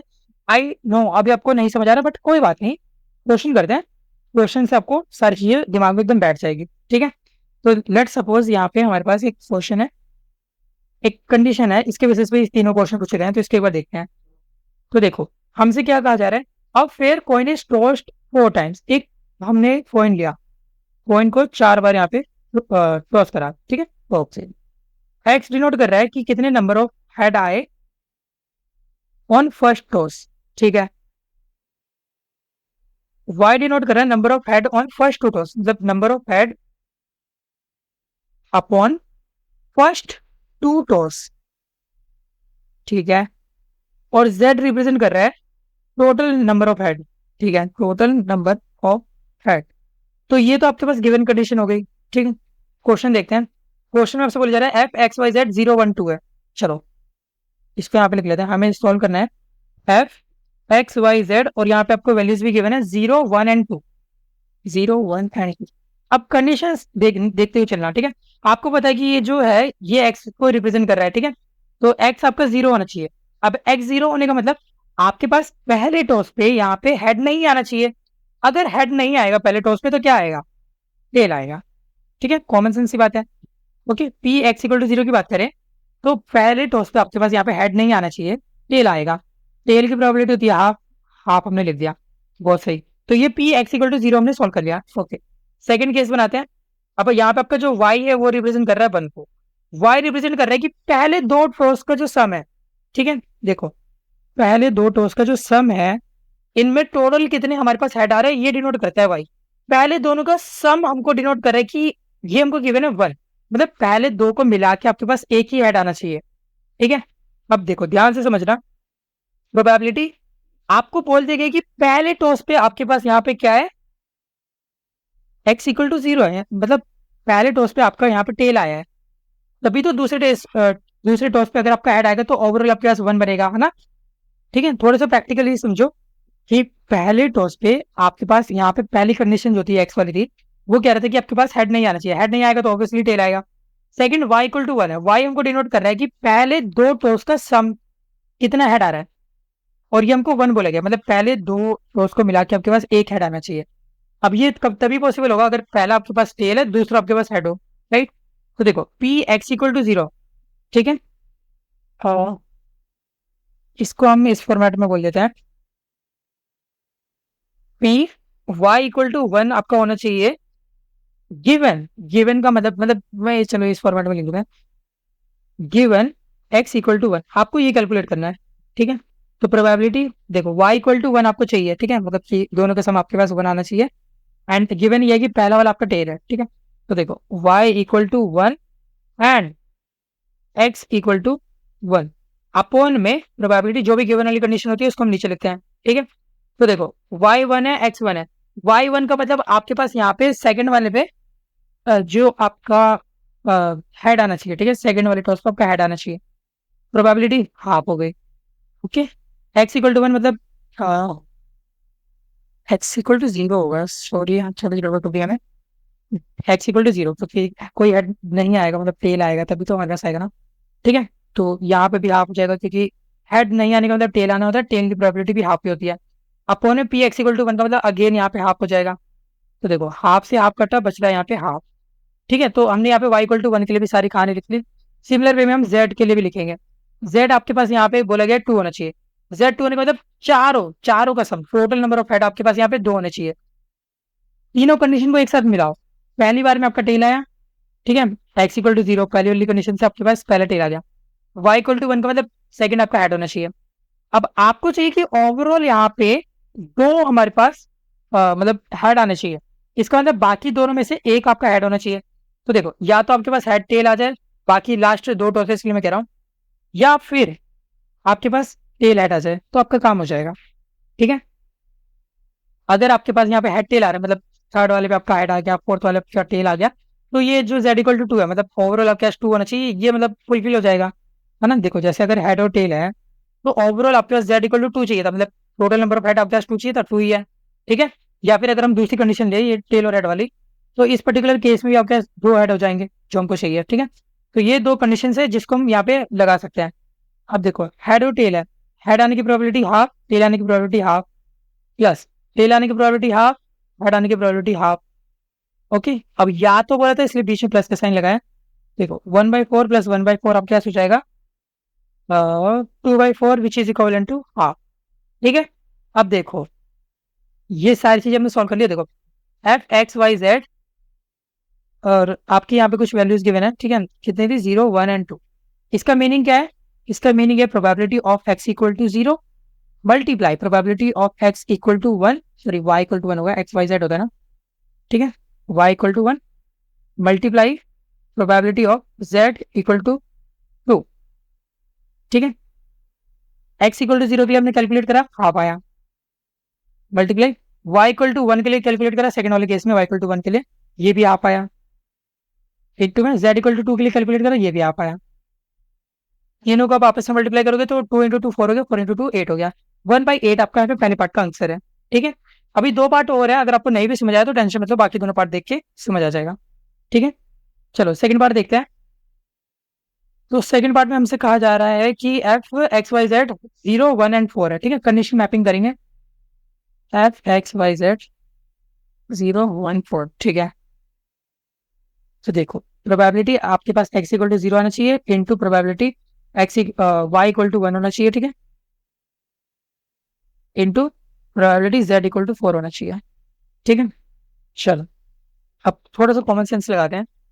पहले आपको बोला जा रहा है कि जो आपका x है वो 0 होना चाहिए, मतलब पहला वाला x डिनोट करता था कि 4 बार टॉस करने, मतलब टॉस कह रहा हूँ, हाँ 4 बार टॉस करने पे पहला आपका क्या आएगा, ये आपका x डिनोट करता है। x अगर 0 है, क्या आएगा, मतलब x डिनोट करता है number of head, number of head 0 मतलब पहला आपका टेल होना चाहिए, राइट।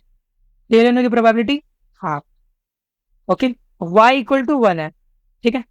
y इक्वल टू 1 का मतलब हो गया, मतलब सेम ही कंडीशन हो गई, ये पहले दोनों का जो कॉम्बिनेशन होना चाहिए वो आपके पास 1 आना चाहिए, और ये तभी पॉसिबल है जब आपका सेकंड वाला यहाँ पे हेड होगा, राइट, सही का। तो इससे हमें पता चल गया कि जो हमारे पास मतलब सेम कंडीशन में तो हम यहाँ पे बोल सकते हैं कि इसका भी आंसर हाफ ही होएगा, लिख दिया। इनटू z इक्वल टू 4 होना चाहिए, z इक्वल टू 4 मतलब टोटल जो सम होना चाहिए यहाँ पे हेड, जो मतलब चारों बार का कंबाइंड जो रिजल्ट आना चाहिए नंबर ऑफ हेड का, वो 4 होना चाहिए। बट ये तो पॉसिबल ही नहीं है, क्योंकि आपको पता है अगर दोनों बार हेड भी आ जाए रिमेनिंग दो में, तो भी यहाँ पे हमारे पास ओवरऑल तो 3 हेड आ रहे हैं, 4 तो पॉसिबल ही नहीं है, तो ये पॉसिबल नहीं, तो 0, तो ओवरऑल आंसर आपके पास 0 आ जाएगा, ठीक है। तो 0 ऑप्शन यहाँ पे करेक्ट हो जाएगा। थर्ड वाले चेक करते हैं।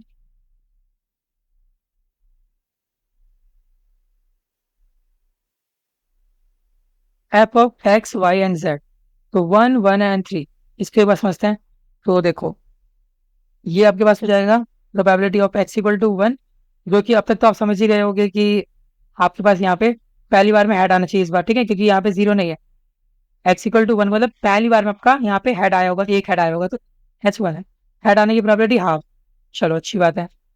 इनटू में P X Y equal to 1, Y equal to 1 का मतलब हो गया पहले दो का जो सम होना चाहिए वो आपके पास बनाना चाहिए, पहली बार में आपका हेड आया था तो दूसरी बार में आपका टेल आना चाहिए, राइट, यही पॉसिबिलिटी बनती है। ओके, अब यहाँ पे हम चलो इसको गिवन कंडीशन वाले हिसाब लगा लेते हैं। प्रोबेबिलिटी आपके पास y इक्वल टू 1 होना चाहिए, गिवन जो आपका x है वो 1 रहा होगा, ठीक है। ओके, इसको अब जब हम सॉल्व करेंगे तो ये हो जाएगा probability of y equal to 1 and x equal to 1 upon में जो गिवन कंडीशन होती है उसको हम नीचे लिखते हैं, ठीक है। चलो अब देखो y इक्वल टू 1 और x इक्वल टू 1 का मतलब हो गया आपके पास यहाँ पे हाफ इंटू हाफ हो जाएगा। y इक्वल टू 1 का मतलब आपके पास यहाँ पे जो सेकंड केस है उसमें आपके पास यहाँ पे टेल आना चाहिए, टेल आने की प्रोबेबिलिटी हाफ होती है, इनटू एक्स इक्वल टू 1 का तो पहली बार में आपका यहाँ पर हेड आना चाहिए, हाफ, हेड आने की प्रोबेबिलिटी हाफ, अगेन यहाँ पे एक्स इक्वल टू 1 मतलब हाफ आने की प्रोबेबिलिटी, हाफ से हाफ कटा 1/2 हमारे पास आ गया, ठीक है। चलो into probability z equal to 3, z equal to 3 का मतलब हो गया आपके पास जो ओवरऑल है वो आपके पास 3 हेड आना चाहिए, यहाँ पे अगर ये दोनों केस में हेड होगा तभी हमारे पास यहाँ पे हेड आएगा, ठीक है। अब दोनों केस में हेड आने का मतलब आपके पास यहाँ पे हो जाएगा 1/4 इंटू 1/4 है ना, हेड इंटू हेड, ठीक है, हेड आने की प्रोबेबिलिटी हाफ इंटू हेड आने की प्रोबेबिलिटी हाफ हाफ, तो ये आपके पास हो जाएगा 1/4, तो इंटू में 1/4, देखो ध्यान से, half into half into 1/4, combination देखोगे तो ये आपके पास हो जाएगा 1/16, ठीक है। तो 1/16 हमारा यहाँ पे करेक्ट ऑप्शन हो जाएगा। तो इस प्रकार हमको कंडीशन मैपिंग करनी थी, और यहाँ पे हम क्या करें, देखो अलग अलग जो रैंडम वेरिएबल है, जैसे x इक्वल टू 1 एक सेपरेट रैंडम वेरिएबल है, y इक्वल टू 1 एक सेपरेट रैंडम वेरिएबल है, हम इनको एक साथ एक जगह पे साइमल्टेनियसली कॉन्स्ट्रेन कर रहे हैं, एक साथ हम इनको ऑब्जर्व कर रहे हैं, ठीक है। तो इसलिए इसको हम कहते हैं डिस्क्रीट रैंडम वेरिएबल, जिसका हम कॉम्बिनेशन ले रहे हैं, ठीक है। चलो अब यहाँ पे मार्जिनल पीएमएफ की बात करते हैं, ठीक है। तो marginal PMF is nothing but जो भी आपके अलग अलग केसेस बनते हैं आप उनको ऐड कर दोगे तो आपका यहाँ पे आपके पास यहाँ पे मतलब मार्जिनल पीएमएफ बन जाएगा, ठीक है। तो आप देख सकते हो जैसे fx1 fx2 x3 ये हमारा 0 0 0 0 0 1 0 1 0 0 1 0, हम यहाँ पे कंडीशन लेते हुए चल रहे हैं, ठीक है। अब इसमें भी हमने कन्फाइन कर दिया कि आपको जो एफ एक्स है वो जीरो होना चाहिए। बेसिकली यहाँ पे एक्स की वैल्यू फिक्स कर दी है कि जीरो होगी। अब एक्स की वैल्यू फिक्स कर दी जीरो होगी, तो जो भी केस बन रहे हमने उन सबको लिखा, जो भी उनकी वैल्यू सही हमने उनको ऐड कर दिया। ठीक है, तो इनको ऐड करके अब 1/2 आ गया। तो ऐसे हम यहाँ पे परस्यू कर रहे हैं इस पर्टिकुलर केस को। ठीक है, अब हमारे पास एक कंसेप्ट आता है मार्जिनलाइजेशन का। मार्जिनलाइजेशन का मतलब होता है आपको उन सारी चीजों को सम कर देना है जो भी आपको नहीं चाहिए। ठीक है, तो बेसिकली इसमें आप क्या करोगे, एक अपना पीएमएफ बनाओगे। ठीक है, उस पीएमएफ में जो भी चीज आपके काम की नहीं है, आपसे क्वेश्चन में कह के रखेगा क्या मार्जिनलाइजेशन करो। मार्जिनलाइजेशन का मतलब होता है एक कंडीशन दे देगा। मार्जिनलाइजेशन का मतलब होता है कि जो भी चीज आपको नहीं चाहिए आप उसको कैलकुलेट करो। ठीक है, तो बेसिकली आप इसको एक तरह से कह सकते हो कि आपने सेट में पढ़ा होगा ए डैश। ठीक है, कॉम्प्लीमेंट एक तरीके से कॉम्प्लीमेंट की तरह बिहेव करता है कि जो भी चीज आपको नहीं चाहिए आपको वो लिखना है। ठीक है, तो हम देख भी सकते हैं यहाँ पे लिखा भी हुआ है कि marginalisation probability is the process of calculating the probability distribution of a subset of random variable from a joint probability distribution. It involves summing or integrating over the other variable that we are not interested in. मतलब जो भी हमें नहीं चाहिए हम उसको यहाँ पे डिनोट कर रहे हैं। ठीक है, इवन अगर एक लाइन में इसको खत्म करना हो तो sum over everything you do not want. ठीक है, let x1 x2 and x3 belongs to function x1 x2 x3 such that t1 t2 t3। तो एक ये बस रिप्रेजेंटेशन है आपको यहाँ पे पीएमएफ का। ठीक है, अब हम एक बार ये समझते हैं कि आखिर ये जो रिप्रेजेंटेशन है, आप इसको आप पीएमएफ भी कह सकते हैं, आप इसको कंडीशनल प्रोबेबिलिटी का जो फंक्शनल मतलब मल्टीपल रैंडम वेरिएबल है उसका रिप्रेजेंटेशन भी कह सकते हो। ठीक है, तो नाम पे आपको नहीं जाना है, आपको देखना है कि इसको रिप्रेजेंट कैसे करते हैं। ठीक है, इनमें से कौन सा करेक्ट होगा। तो देखो, आप जो भी फंक्शन का नाम यहाँ पे लिखोगे, ठीक है, जैसे ये x1 लिखा हुआ है, तो पहली बात तो x1 के साथ आपको t1 डिनोट करना ही है, करना है। ठीक है, क्योंकि जनरल रिप्रेजेंटेशन है कि 1 के साथ 1 वाला ही आता है। ओके, अब देखो, साथ ही साथ अगर आपने यहाँ 1 लिखा है तो यहाँ पे आपके पास 2 और 3 भी होना चाहिए। जैसे आपको दिख रहा होगा कि यहाँ पे आपके पास t2 एंड t3 है। ठीक है, एंड इनकी बिलोंगिंग भी दिखाई गई है कि t2 छोटे t2 से छोटे t3 तक जा रहा है। ओके, तो देखो 1 इधर है तो 2 3 इधर। बेसिकली जो भी यहाँ पे लेफ्ट साइड होगा उसके अलावा जो भी आपके बचे हुए रिमेनिंग है वो यहाँ पे लिखे हुए होने चाहिए, वो भी करेक्ट मैचिंग के साथ। ठीक है, तो यहाँ पे एकदम सही है, यहाँ पे 1 वाला है, यहाँ पे 2 और 3 है, एंड मैचिंग भी यहाँ पे सही करी है। t2 को यहाँ पे t2 वाले से मैच कराया है, छोटे को बड़े से, एंड यहाँ पे भी यही। अब देखो x1 x2 x3 और यहाँ पे मैचिंग भी सही लिखी हुई है। x1 के साथ आपका t1, x2 के साथ आपका t2 डैश और x3 के साथ आपका t3 डैश। तो yes, it is absolutely correct. ठीक, चलो अगला वाला देखते हैं। जैसे अब इधर 1 2 है तो यहाँ पे ऑब्वियसली 3 वाला होना चाहिए, तो यहाँ पे 3 वाला है एंड साथ में अपने करेक्ट मैचिंग के साथ है, बिल्कुल सही, अच्छी बात है। x1 वाला t1 के साथ, x2 वाला यहाँ पे t2 के साथ, तो आपको भी भैया ऊपर तो t2 डैश था। देखो डैश तब तो जब हमने यहाँ पे मेंशन करा था कि वो डैश के साथ जा रहा है। अगर आपको मेंशन नहीं करा गया तो आप सिंपली उसको t2 के साथ ही अटैच करोगे। ठीक है, तो ये भी सही है, t3 डैश यहाँ पे मेंशन करा था तो यहाँ पे वही है, तो इसका मतलब ये भी आपका करेक्ट है। ठीक है, चलो आगे देखते हैं। यहाँ पे हमें बोलेगा 1 2। अब देखो 1 2 के बाद यहाँ पे 3 होना चाहिए था, बट यहाँ पे मेंशन ही नहीं है तो इसलिए रॉन्ग स्टेटमेंट हो जाएगा। सिमिलर वे में यहाँ पे 2 है तो यहाँ पे 1 और 3 होना चाहिए था, बट यहाँ पे 1 2 3 तीनों ही लिखा हुआ है। सॉरी, मतलब 2 लिखा हुआ था, तो मतलब एब्सोल्युटली रॉन्ग है। ठीक है, कोई मतलब बनता ही नहीं है इसका। तो आपका ए और बी यहाँ पे करेक्ट ऑप्शन हो जाएगा। रिप्रेजेंटेशन इस प्रकार होता है। ठीक है, तो मैचिंग वाले क्वेश्चन आएंगे तो आपको ये वाली अप्रोच लगानी है। ठीक है, लेफ्ट साइड में जो भी आपको दिया होगा आपको देखना है कि उसके अलावा जो भी आपके पास रैंडम वेरिएबल है वो यहाँ पे प्रेजेंट है या नहीं है। ठीक है, चलो सेकंड क्वेश्चन में के लिए आपको यहाँ पे एक टेबल दिया गया है, एक पीएमएफ दिया गया है। ठीक है, t1 t2 एंड t3 की आपको वैल्यूज दी गई है एंड इसका यहाँ पे प्रोबेबिलिटी आपके पास गिवन है। ठीक है, चलो अब आपसे कह रहा है कि इनमें से कौन सा करेक्ट है कौन सा रॉन्ग है। तो x1 एंड x2 के लिए आपको यहाँ पे करेक्ट ऑर्डर बताना है जो यहाँ पे गिवन है।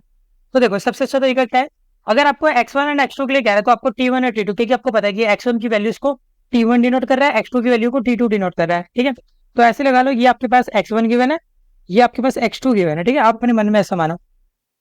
अब जो करेक्ट सेट ऑफ ऑर्डर आ रहा है आप उसको बनाओ। ठीक है, जैसे आपको दिख रहा होगा कि जब आपका यहाँ पे देखो x1 जब आपका 0 है एंड x2 जब आपका 0 है तो यहाँ पे प्रोबेबिलिटी क्या बन रही है। तो देख कंडीशन मिला लो, जब आपका x1 0 है और x2 0 है तो आपके यहाँ पे जो प्रोबेबिलिटी बन रही है वो 1/6 बन रही है, बट यहाँ पे तो 1/3 लिखा हुआ है तो ये तो रॉन्ग स्टेटमेंट है, हटा दो। ऐसे यहाँ पे 2/6 लिखा हुआ है तो ये भी मतलब कट के 1/3 होगी तो ये भी रॉन्ग स्टेटमेंट है। ये वाला भी रॉन्ग है क्योंकि 1/2 लिखा हुआ है तो ये गलत है।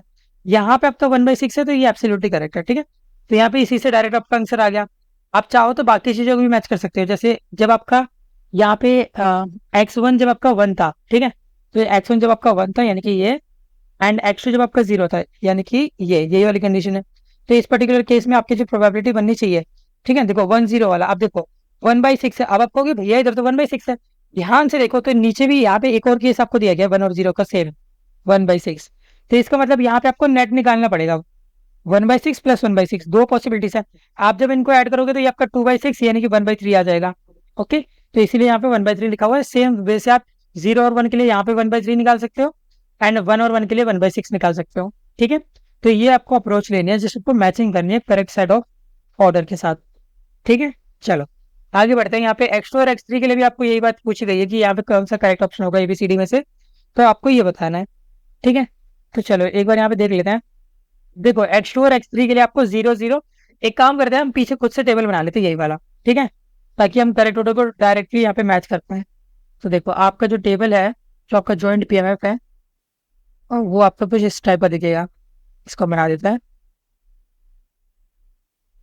ओके, तो देखो आपका ऊपर यहाँ पे लिखा हुआ था x2 और x3। ठीक है, यहाँ पे आपका ये जो हॉरिजॉन्टल है ये आपका x2 है एंड ये जो वर्टिकल है अप डाउन वाला ये x3 है। ठीक है, वैल्यूज आपको भी पता है, मुझे भी पता है कि यहाँ पे हमें दो ही वैल्यूज लेनी है, 0 0 और 0 1। ठीक है, 0 1 एंड 0 1, सॉरी।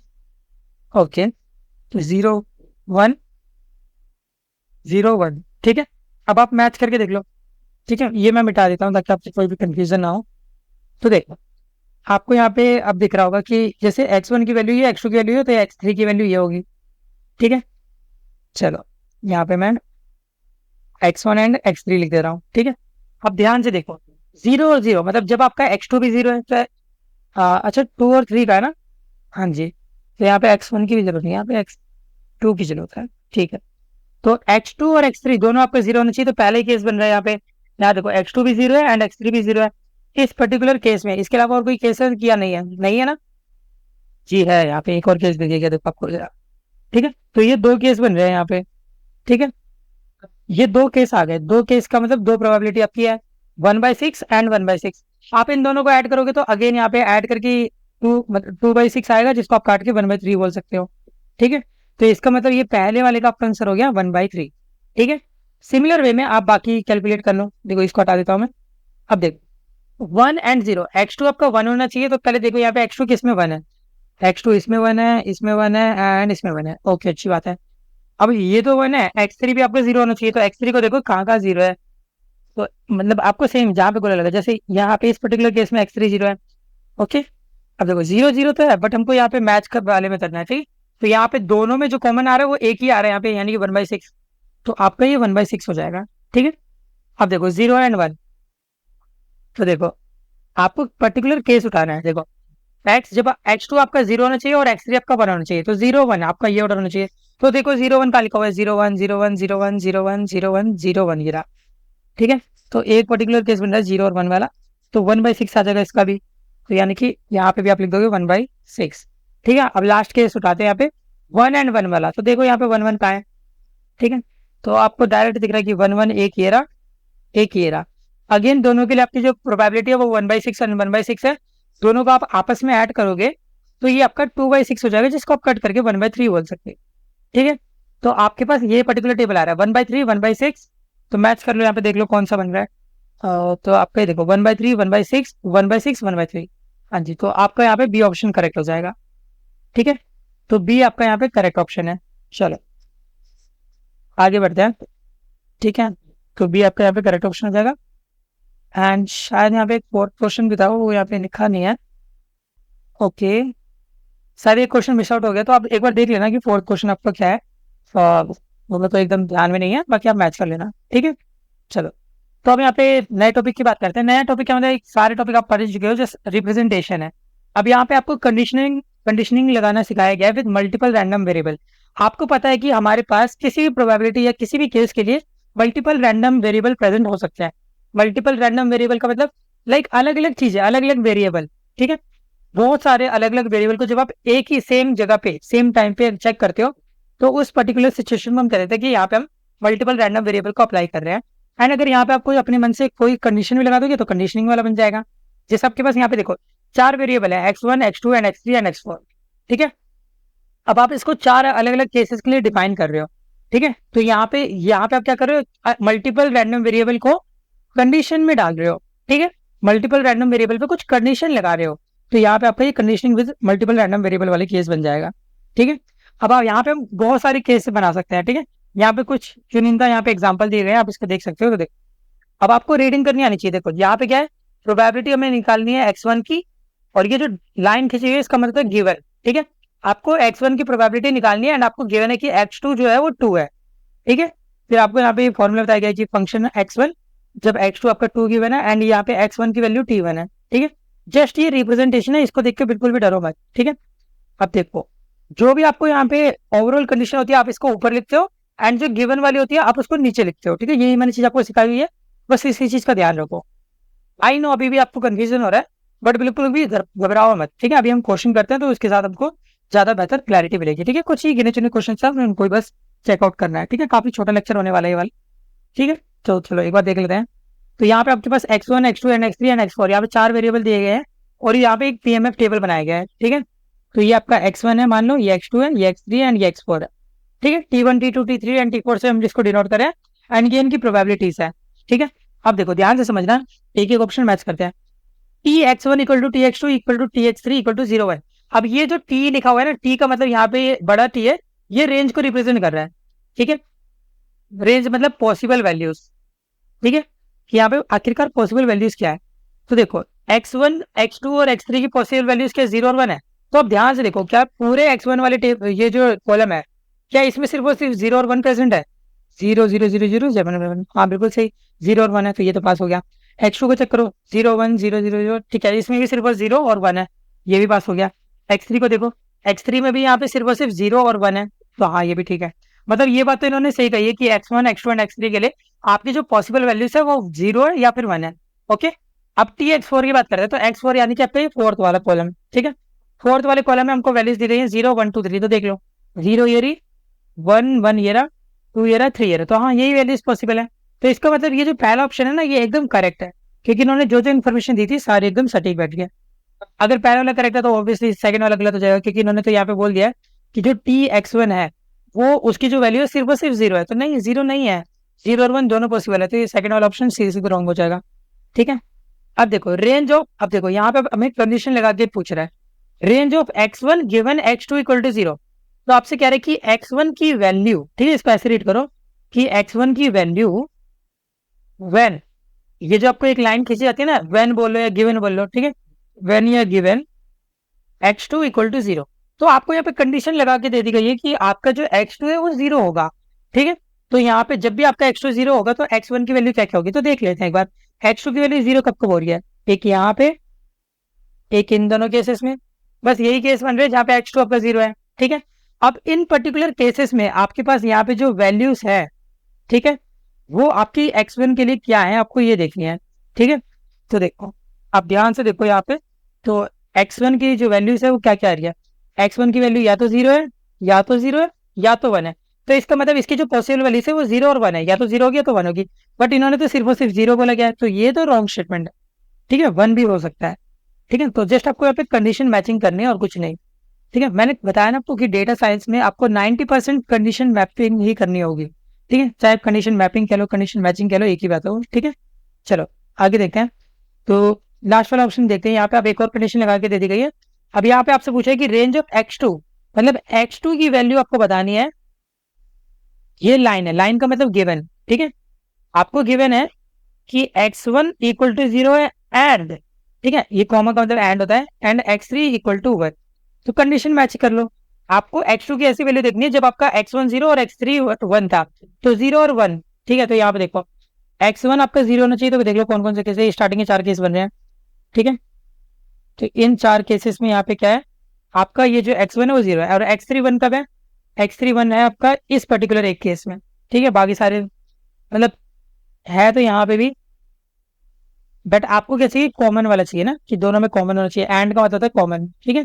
तो जस्ट आपका एक ये पर्टिकुलर केस है, इस पर्टिकुलर केस में आपके यहाँ पे क्या हो रहा है कि ये दोनों चीजें एक साथ मतलब वैलिड है।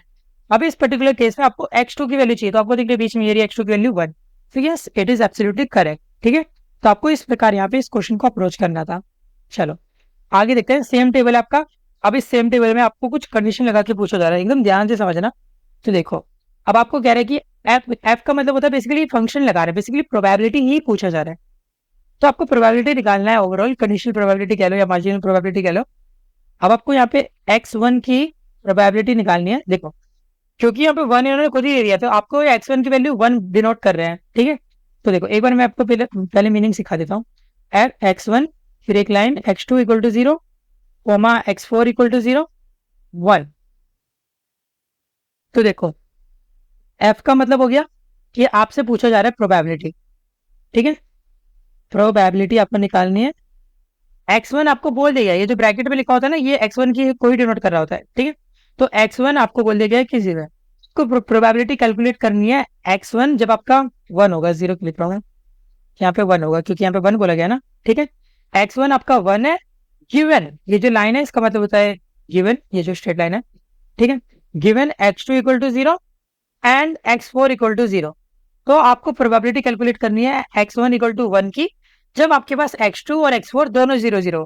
तो आप x2 और x4 को देख लो कि कभी ये 0 0 हो रहा है, ठीक है। दोनों एक साथ 0 होने चाहिए। तो देखो पहला केस ये रहा x2, ये रहा, आपको पता नहीं ये x1 x2 x3 and x4, ठीक है। देखो इस केस में आपका x2 0 है एंड x4 0 है, ठीक है, बिल्कुल सही, हमें यही केस चाहिए था। अब और कोई केस बन रहा है, देखो x2 तो यहाँ पे 0 ही सिर्फ 2 बार और हो रहा है, एंड जब ये 0 हो रहा है तब यहाँ पे ये दोनों 0 नहीं है। तो इसका मतलब एक ही केस बन रहा है यहाँ पे, ठीक है, चलो एक ही केस बन रहा है। अब देखो साथ में आपको एक और कंडीशन मैप करनी है, x1 भी आपका 1 होना चाहिए, ठीक है। प्रोबेबिलिटी आपको x1 इक्वल टू 1 की चाहिए ना, तो यहाँ पे x1 भी आपका 1 होना चाहिए, बट यहाँ पे तो है ही नहीं। यहाँ पे जो हमने कॉमन केस निकाला ये वाला, यहाँ पे तो ये 0 दिया हुआ है, 1 तो है ही नहीं। अगर यहाँ पे 1 नहीं है तो इसका मतलब प्रोबेबिलिटी पॉसिबल ही नहीं है। और आपको पता है कि कोई भी इम्पॉसिबल चीज होती है कभी भी हमारे प्रोबेबिलिटी में, तो उसकी प्रोबेबिलिटी को हम 0 मानते हैं, ठीक है। तो आपको पता होगा कि the value of probability is always 0 when anything is impossible to happen, ठीक है। मतलब वो चीज नहीं होगी तो आपकी प्रोबेबिलिटी 0 होगी, एंड अगर 100% होगी तो प्रोबेबिलिटी उसकी 1 होगी, ठीक है। चलो आगे देखते हैं। अब यहाँ पे एक और केस पूछे गए, यहाँ पे डायरेक्ट आपसे प्रोबेबिलिटी पूछा जा रहा है। तो यहाँ पे गिवन कंडीशन दे दी गई है, ठीक है। इस वाले क्वेश्चन को एकदम ध्यान से समझना, बहुत ईजी, आपको ज्यादा सोचना नहीं पड़ेगा। तो आपको कह रहे हैं कि प्रोबेबिलिटी कैलकुलेट करो x3 equal to 1 x4 equal to 1, ठीक है।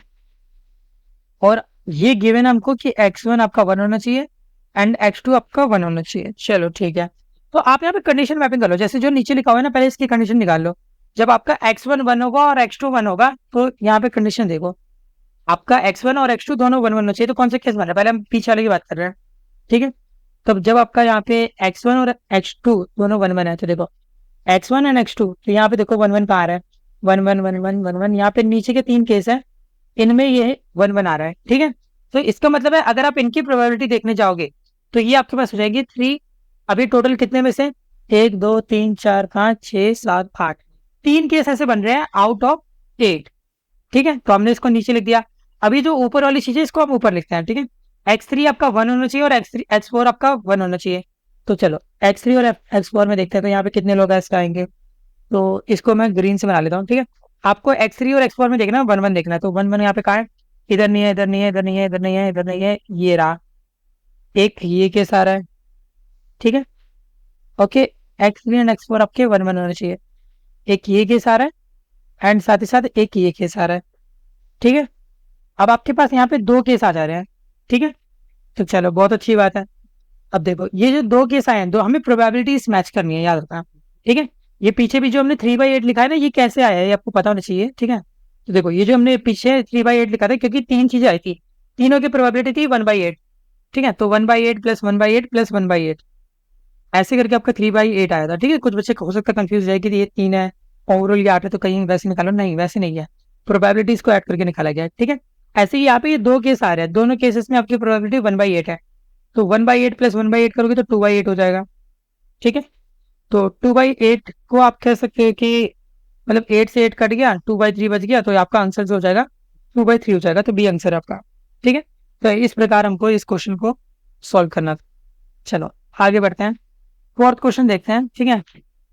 तो फोर्थ क्वेश्चन पे आते हैं। तो यहाँ पे एक ये अच्छा, काफी अच्छा क्वेश्चन है, इसको ध्यान से समझना है क्योंकि इस टाइप का क्वेश्चन आपके एग्जाम में आता है, ठीक है। काफी ज्यादा कॉमन टाइप है, तो एकदम सारा फोकस रखना है यहाँ पे। तो देखो आपको यहाँ पे क्या क्या गिवन है, x1 x2 एंड x3, ये आपके 3 वेरिएबल हो गए जो कि यहाँ पे फंक्शन पे डिफाइंड है, फंक्शन मतलब प्रोबेबिलिटी वगैरह केस दिया हुआ है। t xi इक्वल टू 0 1, मतलब आपकी जो पॉसिबल वैल्यूज हो सकती है चीजों की, वो या तो 0 होगी या तो 1 होगी, फाइन, ठीक है, हमें पता चल गया। कंडीशन दे दी गई है for x1 x2 and x3 0 0 1 equal to 1/5। Okay, function x1 x2 and x3 0 0 1 ये आपको 1/5 गिवन है। आप इसको ऐसे भी कह सकते हैं कि प्रोबेबिलिटी आपको गिवन है, एक तरीके से फंक्शन गिवन है। जब आपका x1 0 था, x2 0 था एंड x3 1 था, इस पर्टिकुलर केस में आपके पास ये 1/5 गिवन है। ओके फाइन, ठीक है, अच्छी बात है। एफ एक्स थ्री, जब आपका ये 0 है तो इसकी वैल्यू आपको दी गई है 2/5। ठीक है, ये हमने लिख लिया। ओके, इसको थोड़ा सा बता देता हूँ ताकि ढंग से लिख पाऊँ। ठीक है, ये हो गया। एंड ऐसे आपको एक ये केस गिवन है कि F x2 given x3 equal to 1 and x2 की वैल्यू आपकी 0 होगी, इसकी प्रोबेबिलिटी आपको दी हुई है 2/3। ठीक है, एंड एट द एंड आपसे बोला जा रहा है कि F x1 given x2 equal to 0 और साथ में एक और कंडीशन है x3 इक्वल टू 0 एंड आपकी ओवरऑल x1 की जो वैल्यू है वो 0 होनी चाहिए। आपसे ये पूछा जा रहा है। ठीक है, फाइन। तो जो जो इन्फॉर्मेशन हमको चाहिए थी अभी हमने उसको लिख लिया है। ठीक है, जो जो इन्फॉर्मेशन मतलब चाहिए थी, क्या गिवन है, उसको हमने लिख लिया। अब इसको एकदम ध्यान से अप्रोच करना है। ठीक है, आपको जो जो गिवन था पहले आपने उसको नोट डाउन कर लिया। अब आपको जो चाहिए पहले आप उसको देखोगे। ठीक है, जैसे आपको ये वाली चीज चाहिए तो आप इसको क्या करोगे, इसको खोल दोगे। आपको पता है कि आपको मैंने कंडीशन प्रोबेबिलिटी सिखाया हुआ है, तो आपको पता है कि जो भी हमारे पास गिवन होता है पहले हम क्या करते हैं, ओवरऑल जितनी भी चीजें होती है उसको हम ऊपर लिखते हैं।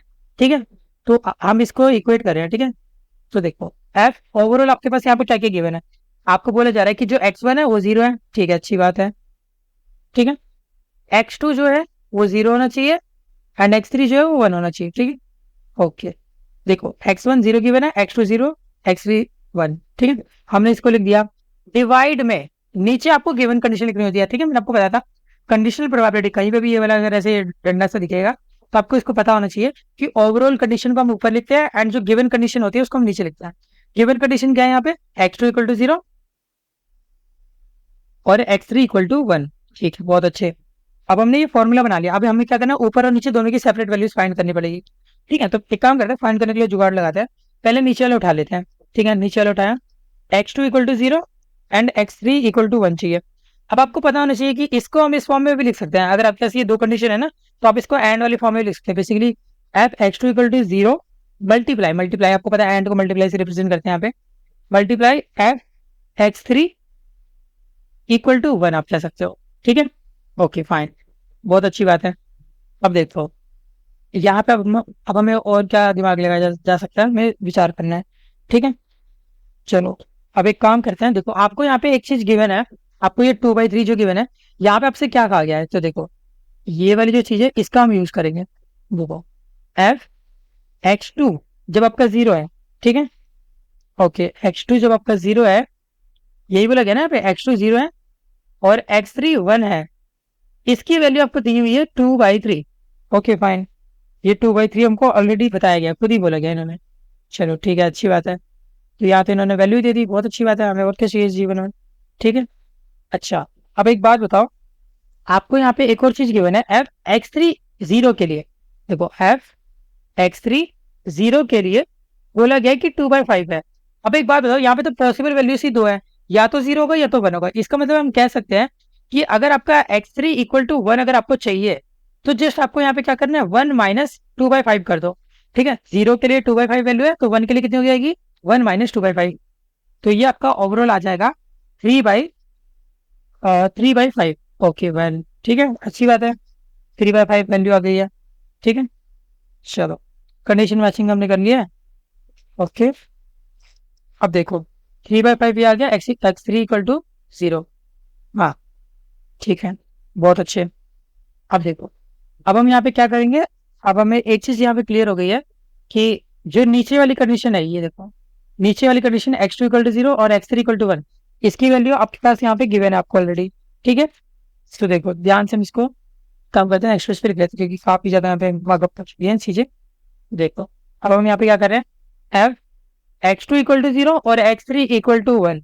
ठीक है, ये आपको मल्टीप्लीकेशन वाली चीज मैंने आपको सिखाई थी यहाँ पे। ठीक है, तो देखो हम यहाँ पे आपको मैंने बताया था कि ये गिवन कंडीशन अनुसार 2/3 के इक्वल है एंड हम इसको मल्टीप्लीकेशन वाली फॉर्म में भी लिख सकते हैं।